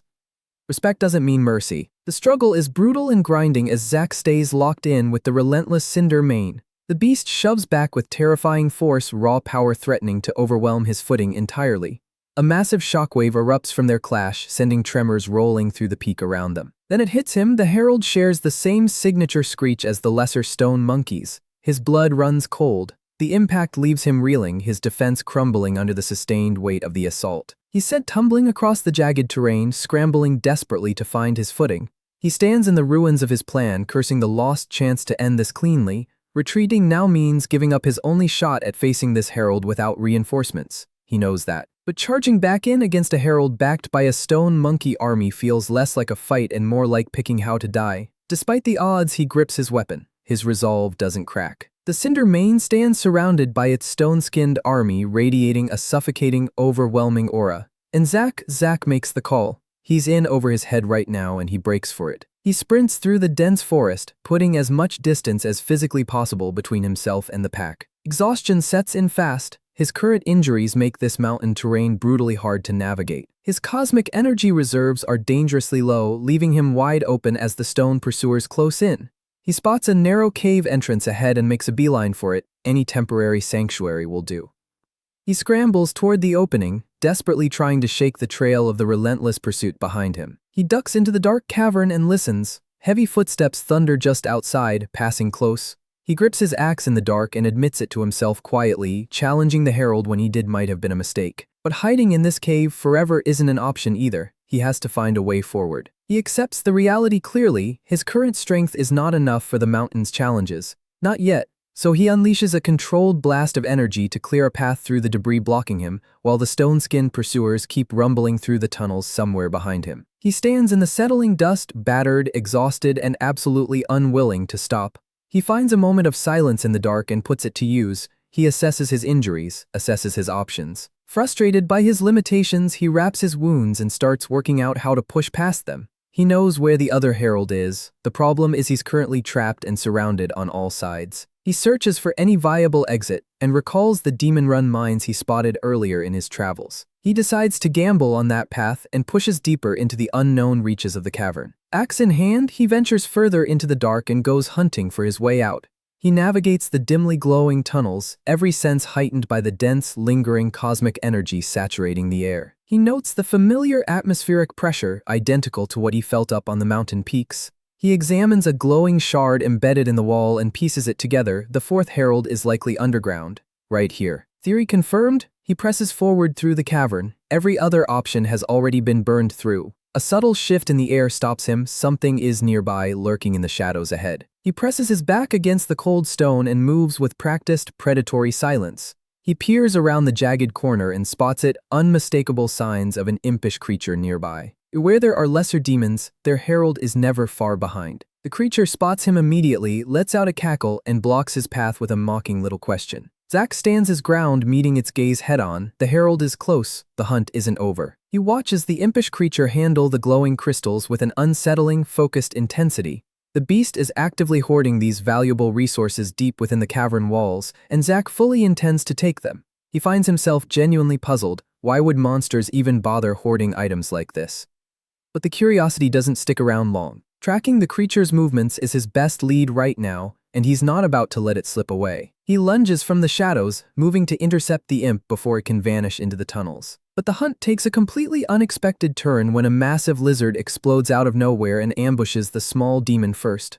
Zack just stands there watching the chaos unfold, genuinely unable to process what he's looking at. The lizard makes short, brutal work of the imp, consuming it in a display of raw, efficient power. Apparently the local wildlife down here is operating on a completely different threat level than he assumed. And now that the lizard's finished its meal, it turns that hungry gaze directly toward Zack. Great. Zack puts it down with a single clean strike, threat neutralized, moving on. He stands over the remains, catches his breath, and surveys the glowing depths of the cavern around him. He spots a cluster of rare crystals embedded in the wall and collects them, figuring they're worth something.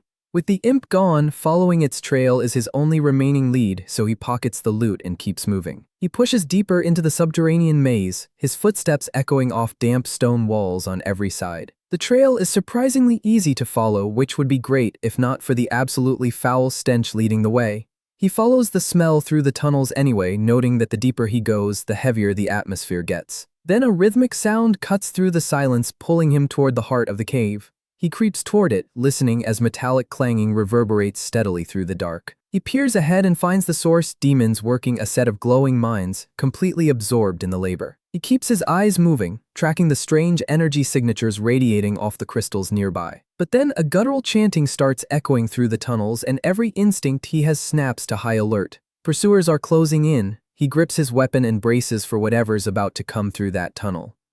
With no clean exit, he moves carefully through the shadows, staying low and staying quiet. His boots crunch softly against the cavern floor as he stalks toward the source of the voices.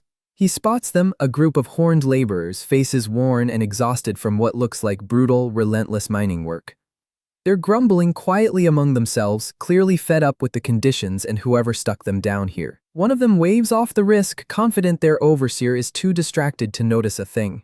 They move deeper into the tunnels, completely unaware they've picked up a very unwanted observer. Their little crystal hoarding side operation just gained a witness, and he's got very different plans for those crystals. Zack steps out and confronts the trembling miners, clocking their very visible, very obvious fear. They stare back at him in pure terror, but not because of him. Something else has them rattled far worse. Then a blur of motion cuts through the air, and the source of that terror becomes immediately clear. The miners register the incoming danger and break into a full panic as the ground starts to shake. Chaos erupts in the tunnel, everyone scattering in every direction trying to get clear. Zack plants his feet and narrows his eyes. He's not running. The floor shatters under a heavy impact, sending debris spraying outward in a violent burst. He feels the overwhelming presence of whatever just arrived and adjusts his grip. This is a serious ambush. A swift, precise strike comes in fast. He reacts just quickly enough to avoid anything fatal. He's gasping, but he's still moving, still pushing. He refuses to let exhaustion make the call for him. He flips the momentum around. A sudden, lethal strike catches the demon completely off guard before it can finish its sentence. The creature stumbles as the blade finds its mark with cold, calculated precision. No wasted motion. Zack closes the distance while the enemy is still reeling, not giving it a single second to recover.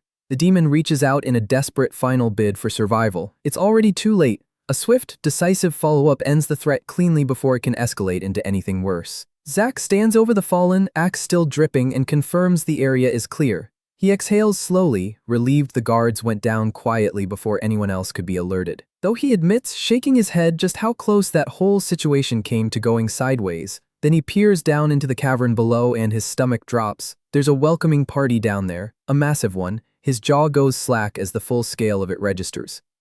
He walked directly into the heart of the nest. Not just any nest either, the inner sanctum, guarded by high-level elites who are very much aware of the entrance. While nearby, lesser demons scramble frantically to secure their precious crystal stash before things get worse. And then, stepping out of the shadows with an ominous staff and a cackle that fills the entire cavern, a purple-skinned herald named Kyugo. Zack steps forward with a cold grin. Eye of discernment confirms it. This is target number 4. Kyugo doesn't bother with pleasantries. He immediately unleashes a wave of dark, volatile energy that tears across the cavern floor. Zack narrowly dodges the destructive blast, his reflexes pushed right to the edge of their limit. He launches into a high-speed dash, closing the gap before the herald can line up a second shot.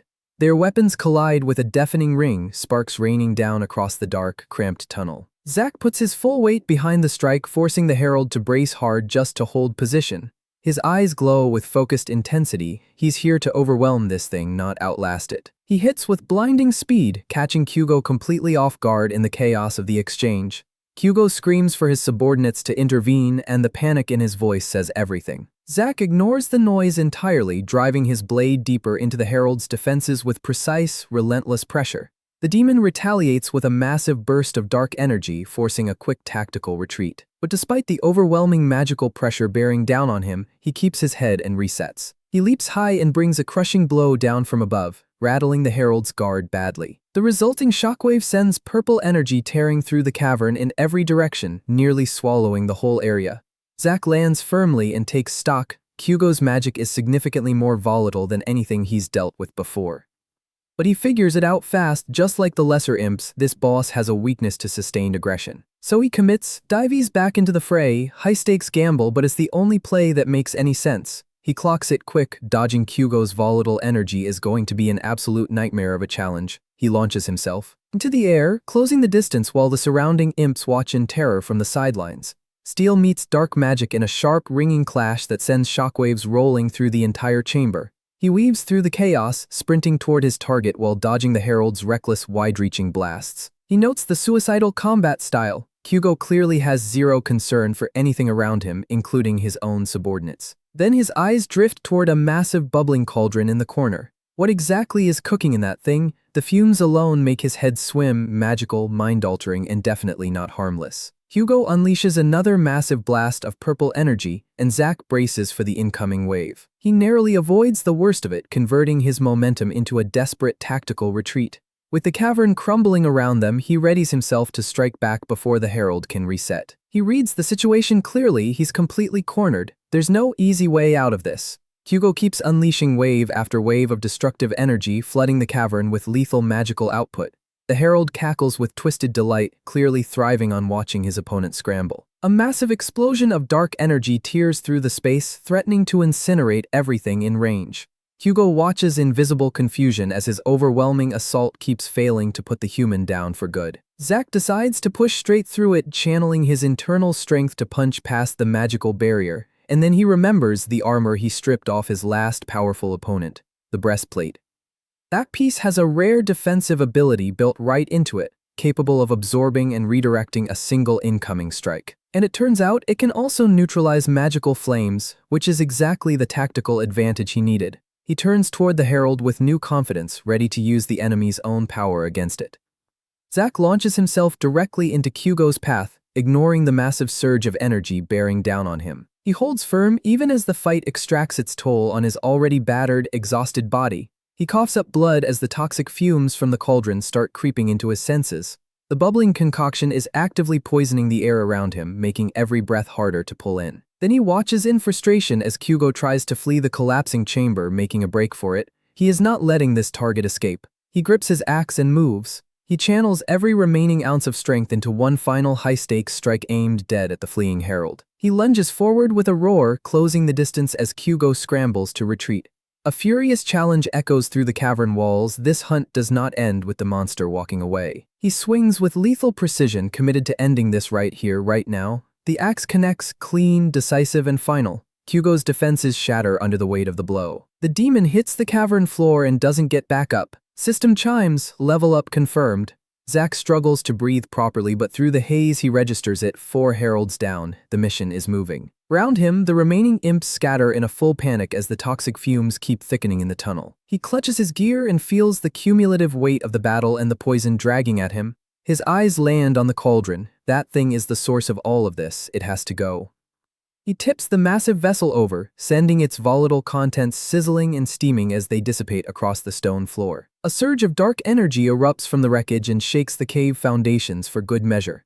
As the dust settles, he turns toward the exit and questions out loud exactly how bad of shape he's actually in. He stumbles through the fading haze, fighting the sickness that's steadily seeping deeper into his body. Then his legs give out. The toxic fumes win, at least for now, and Zack goes down hard. He hits the ground and his body immediately starts struggling to process the lingering magical corruption. He lies there in the dark, trying to drag his vision back into focus through sheer force of will. The poison is hitting his head the hardest, spinning his thoughts, testing every last bit of mental fortitude he has. He starts to crawl. He refuses, flatly, stubbornly refuses to let a cave be the thing that finishes him. Even breathing is a chore at this point, the herald's residue still thick and heavy in the air around him. He wipes his mouth and stares at the overturned cauldron, genuinely wondering what kind of twisted concoction Kyugo was brewing in there. He eyes the remaining contents with a mix of disgust and calculation. there might still be something worth taking. But survival first, he needs to get out of this cavern before reinforcements show up and find him on the floor. He pushes forward and runs into a stray creature on the way out that gets to bear the brunt of his lingering frustration. His supplies are exactly where he left them. The area is secure, at least for now. He downs a drink immediately, desperately trying to flush the residual toxins out of his system. He catches his breath and lets himself appreciate it. Somehow, nobody stumbled onto him while he was down. Reflecting on how close things got, he acknowledges the uncomfortable truth that rare armor is the only reason he's still breathing. Its defensive ability is completely drained now though, which means from here on out he needs to be a whole lot more careful. He picks up one of the glowing crystals and hopes the raw energy helps kickstart his recovery. He absorbs it slowly, feeling the familiar hum of power feeding back into his exhausted frame. The relief is immediate, the sickness loosens its grip, and for the first time in a while he can stand without swaying. He pulls up the system interface ready to see exactly how his stats look after all of that. He checks his level and unspent points, thinking carefully about how to optimize his build for whatever's coming next. Then he hits a wall, literally. His strength stat refuses to climb any higher, sitting stubbornly in place. He stares at the number and wonders, is 175 actually the hard cap? That can't be right. Given the raw, overwhelming power of the opponents he's faced, there's absolutely more room to grow than this. He starts to suspect the bottleneck isn't the stat itself, it's his rank. His current rank is capping him out. His race and class are both still sitting at F rank with no obvious path to evolving either of them upward. He groans at the system's cryptic limitations. The thought of wasting hard-earned stat points on a capped build is genuinely infuriating. He tries routing points into luck as a workaround, only to find his titles are the only thing that touches that stat. Exhausted and thoroughly fed up with the rigid mechanics, he gives himself a moment to just sit in silence. Meanwhile, the cavern carries on without him, the sounds of labor echoing as the mining operation grinds on nearby. The workers are visibly shaking, terrified that falling short of quota is going to invite something catastrophic. A stern female warden arrives at the mining site flanked by her elite guard, and the tension spikes immediately. She surveys the cavern with a cold, sweeping gaze, and it's immediately obvious she is not impressed. The nervous miners cluster together, clutching their meager haul with trembling hands. They present the day's collection and hope for the best. They are very clearly not expecting the best. She inspects each glowing crystal with a critical eye, checking quality, checking quantity, checking everything. She pours the stones into a container and keeps a sharp running tally of every single piece. The warden demands the next batch, her quills scratching against the ledger with relentless mechanical efficiency. One worker stammers trying to explain a shortfall in his quota. He's visibly terrified before he even gets a full sentence out. She cuts him off clean, declaring that excuses mean nothing when the clan's survival hangs in the balance. She looms over the trembling miner, questioning his loyalty and letting the weight of the implied consequences settle in. The cold-hearted warden makes it unmistakably clear, failure carries a price, and she fully intends to collect it. The miner drops to his knees in a desperate plea for mercy, begging for one last chance to make it right. She offers zero sympathy. She orders her elite guards to make him a permanent example for the rest. A blade flashes in the dim cavern light as the guards move to carry out her decree. Then one sharp-eyed guard catches a flicker of movement in the shadows nearby. He goes still. Zack watches the whole scene play out from his hidden vantage point, weapon gripped, focus locked. Then the alarm gets raised, and the warden and every guard in the room spin around at once. And out of nowhere, aggressive salamanders burst into the chamber, turning the mining site into an instant, chaotic battlefield. The panicked workers scatter in every direction while the guards struggle to hold any kind of order together. Amidst the confusion, the elite guards swing their blades against the encroaching scaly beasts pouring through the tunnels. Zack watches the mayhem with narrowed eyes, recognizing immediately that this chaos is an opportunity he cannot waste. He pegs the warden as the primary target, take her out, disrupt the entire mining operation. But if he's being honest with himself, his real motivation is the bag of Nexus crystals hanging at her side. He grins with pure predatory intent and decides to jump in and help the salamanders. Temporarily, he swings his weapon with precision, catching one of the elite guards completely flat-footed. The guard reels from the sudden impact, his defense crumbling under the force of a strike he never saw coming. Zack stands tall amidst the wreckage and prepares to claim his prize. Time to get paid. He launches himself into the air with explosive speed, covering the distance in a heartbeat. He descends on the battlefield like a thunderbolt and lands directly in front of the warden. She spins around in shock, demanding to know who in the world dared to interrupt her operation. She spots Zack, processes what she's looking at, and immediately orders her guards to reprioritize him over the beasts. He doesn't wait for them to comply, he's already closing the gap at full speed. He swings with lethal intent, catching the nearest elite guard completely off guard. A clean, powerful strike cuts through the guard's defenses with terrifying, almost effortless precision. The guard goes down hard, losing his grip on his weapon as chaos keeps erupting around them. The warden watches her team fail in real time, her expression souring, and decides it's time to handle this herself. She unleashes a barrage of dark, thorny tendrils that whip through the air toward him with vicious speed. Zack braces, watching the magical vines close in fast from multiple angles at once. He spins his weapon in a wide defensive arc, generating a whirlwind to deflect the incoming attack. He slices through the magical projectiles and resets his footing, turning to bring the fight directly to her. The warden surges with magical energy, her eyes glowing with a focused, dangerous intensity. Zack watches in genuine shock as she deploys a shimmering barrier, one that mirrors the reflective properties of his own armor. She turned his own signature move against him. He scrambles to avoid getting hit by a redirected version of his own strike. The collision of forces creates a massive shockwave, and he has to dig his heels in just to stay on his feet. He barely deflects the redirected energy, feeling the full, uncomfortable weight of his own power coming right back at him. Thorny vines snake around his legs, trying to pin him down while he fights to keep his footing. The warden presses the advantage, knowing he can't counter without risking eating a reflected strike head-on.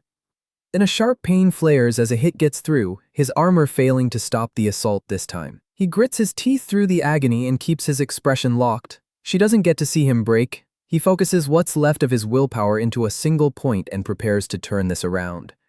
He shatters the magical barrier with a desperate, committed strike, narrowly pulling himself out of the warden's reach. But the thorny vines surge forward immediately, wrapping around his body with suffocating, constricting pressure. He strains against them as the magical growth tightens its hold and starts actively draining his energy. The warden calls him a common thief, thoroughly amused by his predicament. Clearly she thinks she's won. She gloats about handing him over to her superiors, confident her trap has finally done its job. Zack ignores every word of it, eyes burning, defiant, even tangled up in magical vines on the cavern floor. She keeps boasting, certain he can't reach her. That certainty is about to become a very expensive mistake. He channels a burst of raw, explosive power, and the vines shred apart in a blinding instant. The warden's smug expression evaporates the moment his blade closes the distance between them. He lands a heavy, decisive blow that shatters her composure and forces her into a desperate defensive scramble. He follows it up immediately, launching an aerial assault that catches the elite guard completely off guard. The impact is devastating. The guard crashes down with zero chance of recovery. The warden stares at the aftermath, genuinely struggling to process the fact that a human just did that. Zack keeps the pressure high, crashing into the fray with an intensity that borders on monstrous. She runs the numbers in her head and lands on a conclusion that clearly unsettles her. His strength rivals the general's. Desperate, she makes her call. He needs to be neutralized before he causes any more damage. She channels her full magical reserves and unleashes a desperate, high-stakes blast aimed dead at him. Zack stares her down with cold, settled resolve. He is not moving. Their powers collide in a massive explosion that shakes the cavern walls and floods the air with raw, volatile energy. When the dust begins to settle, he notes the workers have already cleared out. Smart of them. With his cover completely blown, Zack accepts the reality the demons will be swarming this site very soon. Time to drop the stealth approach entirely and focus on hunting down the final herald. He takes a moment to patch himself up and while he's at it, finds himself looking at a silver lining.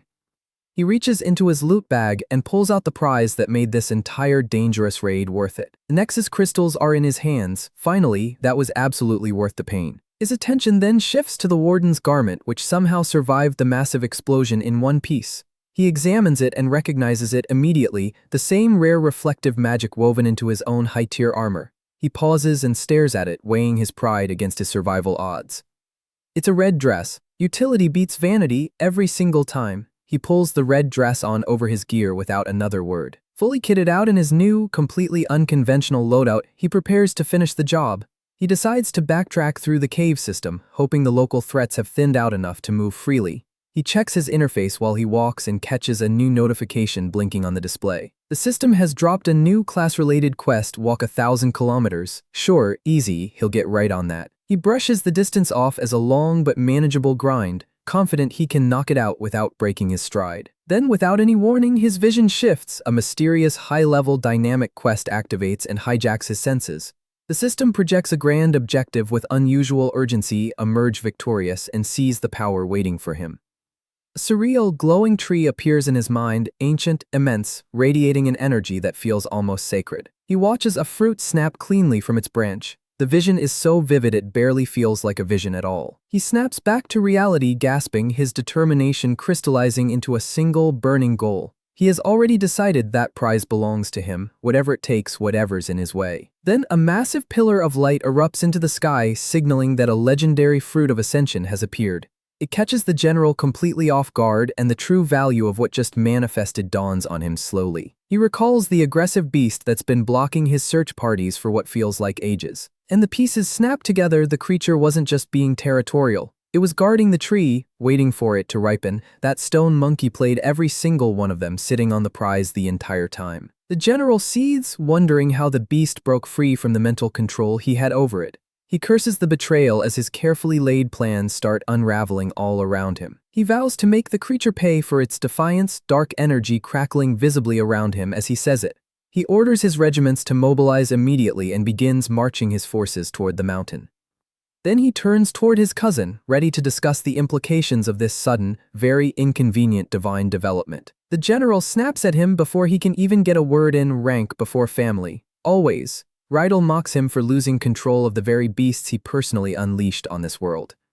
He savors the irony, already relishing the thought of the clan elders hearing about this particular failure. The general tries to shut him down, insisting he'll handle the beast problem personally. Rydell just laughs. He's not even slightly convinced the general is capable of fixing this particular mess. Then a surge of power erupts between them as the tension finally hits its breaking point. The general warns him about defying clan law and invoking the wrath of their grandfather. His voice is cold. Rydell stays completely unfazed, hinting that their grandfather is already fully aware of how badly things have gone here. He reveals the part that stings most. The elders only appointed the general because they doubted Rydell's own ambitions, not his competence.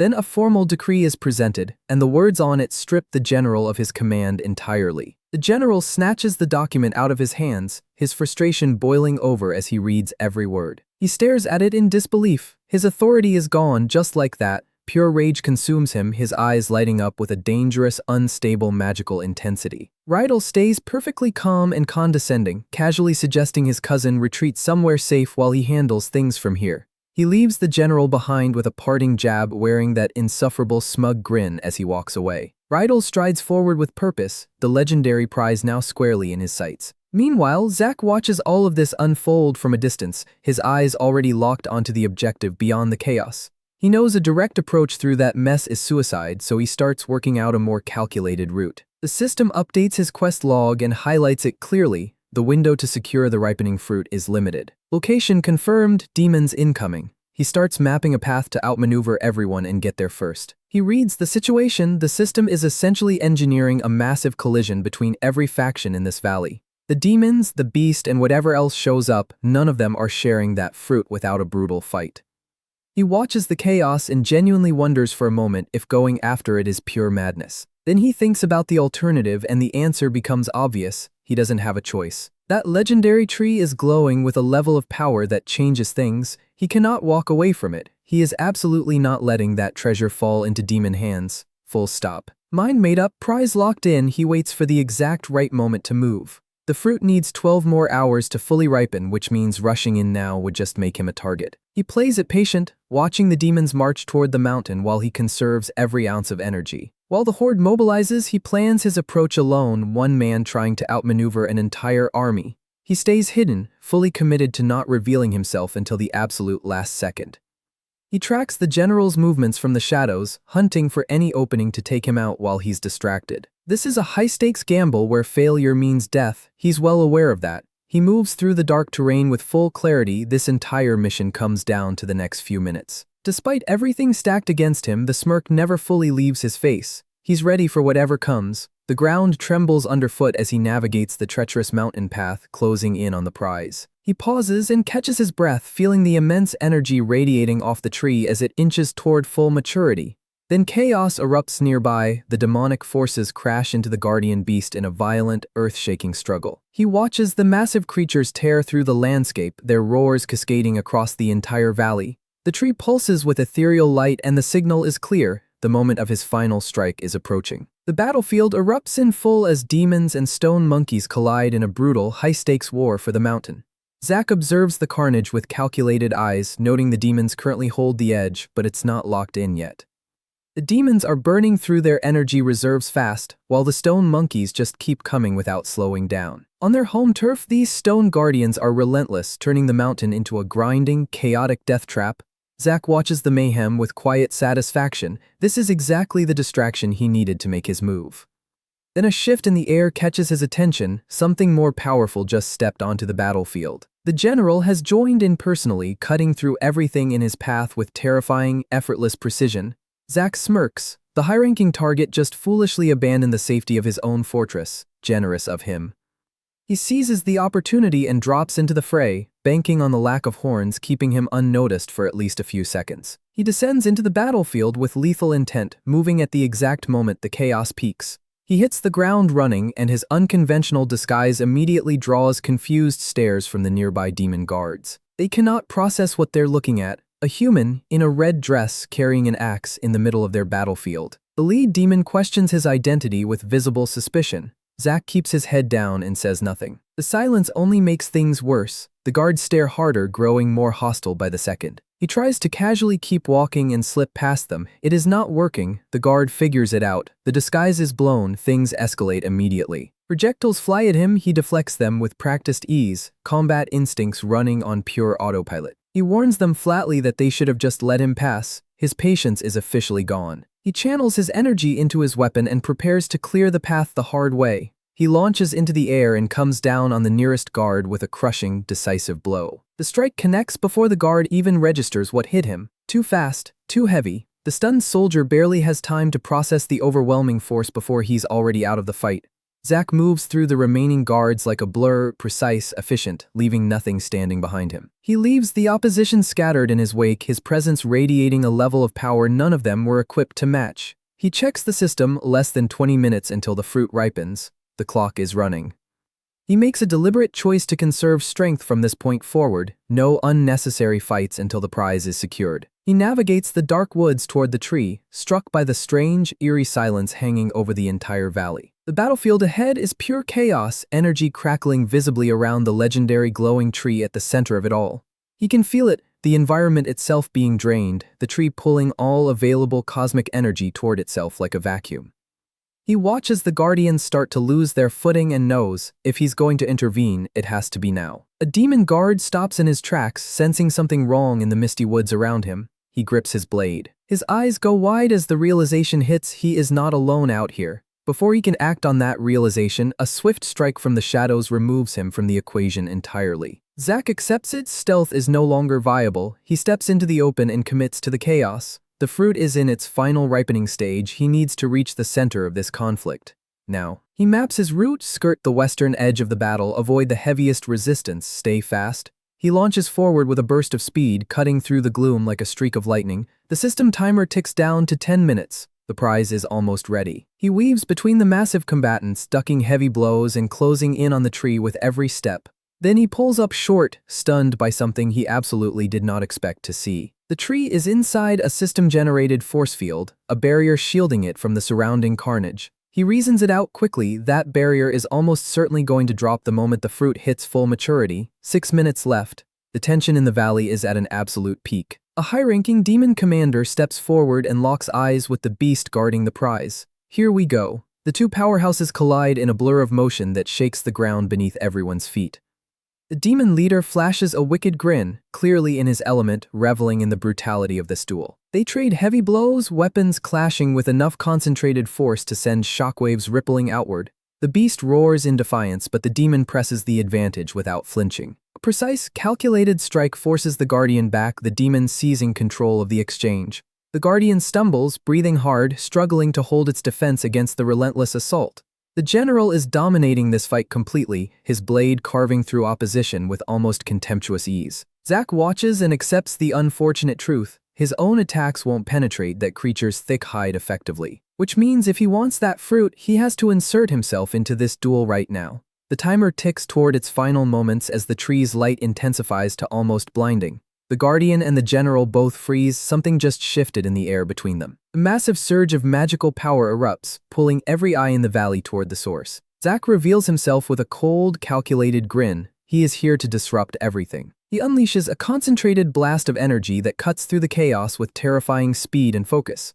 The resulting impact sends shockwaves tearing across the valley, throwing the demonic forces into complete disarray. Dust and debris fill the air, and the General stares into it with stunned, wide eyes. Nobody ambushes him. Zack scans the chaotic battlefield through the swirling rain and debris, hunting for his next target. Then a blinding flash of magical energy erupts right beside him, catching him completely off guard. He reacts on pure instinct, swinging his weapon to deflect the incoming high-velocity strike. His opponent takes one look at the armor Zack is wearing and connects the dots. This is who killed Keverin. The enemy lunges with lethal, personal intent. Zack pivots and narrowly avoids getting eviscerated. He struggles to keep pace, immediately clocking just how terrifying his adversary's speed and raw power actually are. A razor-sharp arc of energy slices the air and misses him by the thinnest possible margin. They exchange blows in a high-stakes, high-speed dance, each one testing the other's limits, probing for weakness. Breathless and reeling, Zack lets himself ask the honest question: was engaging this particular opponent a massive mistake? His opponent smirks, noting that with the armor's enchantment spent, they can finally settle this on even ground. Zack squares up, both warriors going still for just a moment, sizing each other up with full, clear-eyed focus. The tension spikes as they hold each other's gaze, eyes burning with the kind of energy that comes right before something violent. Rydell mocks Zack for finally stepping out of the shadows, eager to see exactly what this human is made of. 1 minute left until the fruit ripens. The race has officially begun. Rydell draws his blade with that insufferable smug grin and invites his rival to prove his worth. Zack reads the situation honestly. This opponent is leagues above anyone else he's faced on this island. Even with his boosted strength score, he cannot land a clean hit on Rydell. Not even close. Frustrated by the stalemate, he makes a decision, shift focus to the bigger threat and use the chaos. He calls out to the Guardian Beast, proposing a temporary truce to handle their shared problem first. The massive beast roars in apparent agreement and redirects its full, devastating attention toward the enemy. Zack barely dodges a crushing blow from the chaos that shatters the ground exactly where he was standing. He stays in the exchange, trading heavy, punishing strikes with his formidable demonic opponent. Their weapons connect with enough raw force to send shockwaves rolling across the entire area. The distance between them collapses as they press the relentless dance of steel and crackling magical energy. The General channels crackling electricity directly into his blade, winding up for something truly catastrophic. Zack reads the situation plainly. He is outmatched in a straight fight. He needs a different play. He searches desperately for an opening as the battlefield erupts in blinding violet light around him. 34 seconds left? The tension is at a breaking point that cannot hold much longer. The General launches a massive boulder directly at him. Zack's split-second reaction is the only thing that saves him. 23 seconds. The race to reach the fruit is no longer a strategy, it's pure survival instinct. Zack watches the General and the Guardian Beast lock up and waits. His golden opportunity is seconds away. A massive explosion of energy erupts as the two titans collide in a blinding, reality-shaking clash. There it is, that's the opening. He moves. He grips his weapon tight, channeling everything he has left as the system timer hits 15 seconds. No more waiting. He lunges forward, capitalizing on the full distraction of the duel. His eyes are locked, his focus absolute. He's taking both targets out of the equation if he can. He streaks across the battlefield with lethal speed, driving straight into the heart of the conflict. The air crackles around him as he closes in 10 seconds on the clock. The General and the Beast both pause their duel at the same time, sensing the dangerous new presence cutting through their fight. Zack strikes with everything he has, closing the final distance as the last 7 seconds tick away. His sudden, explosive strike catches the General completely off guard, composure shattered in an instant. The shockwave tears through the area as the system timer counts down to 5. He ignores the chaos erupting around him and dashes forward, singular focus, zero hesitation. He leaps over the debris with 2 seconds left, pushing his body past every limit it has. He swings his weapon with one final surge of momentum, aimed directly at the protective barrier. The system-generated field shatters into a shower of glowing fragments, exposing the prize to open air. The fruit of ascension reaches full ripeness at the perfect moment, pulsing with a brilliant, otherworldly light. He slices through the remaining energy tether, severing the fruit cleanly from its ancient magical branch. He reaches out with a steady hand and snatches the glowing fruit right out of the air. Done, the prize is secured. The battlefield goes momentarily absolutely silent. Zack knows full well that grabbing the fruit was the easy part. What comes next is a different story entirely. And with every hostile eye in the entire valley now locked directly onto him, surviving the next few minutes is the real challenge.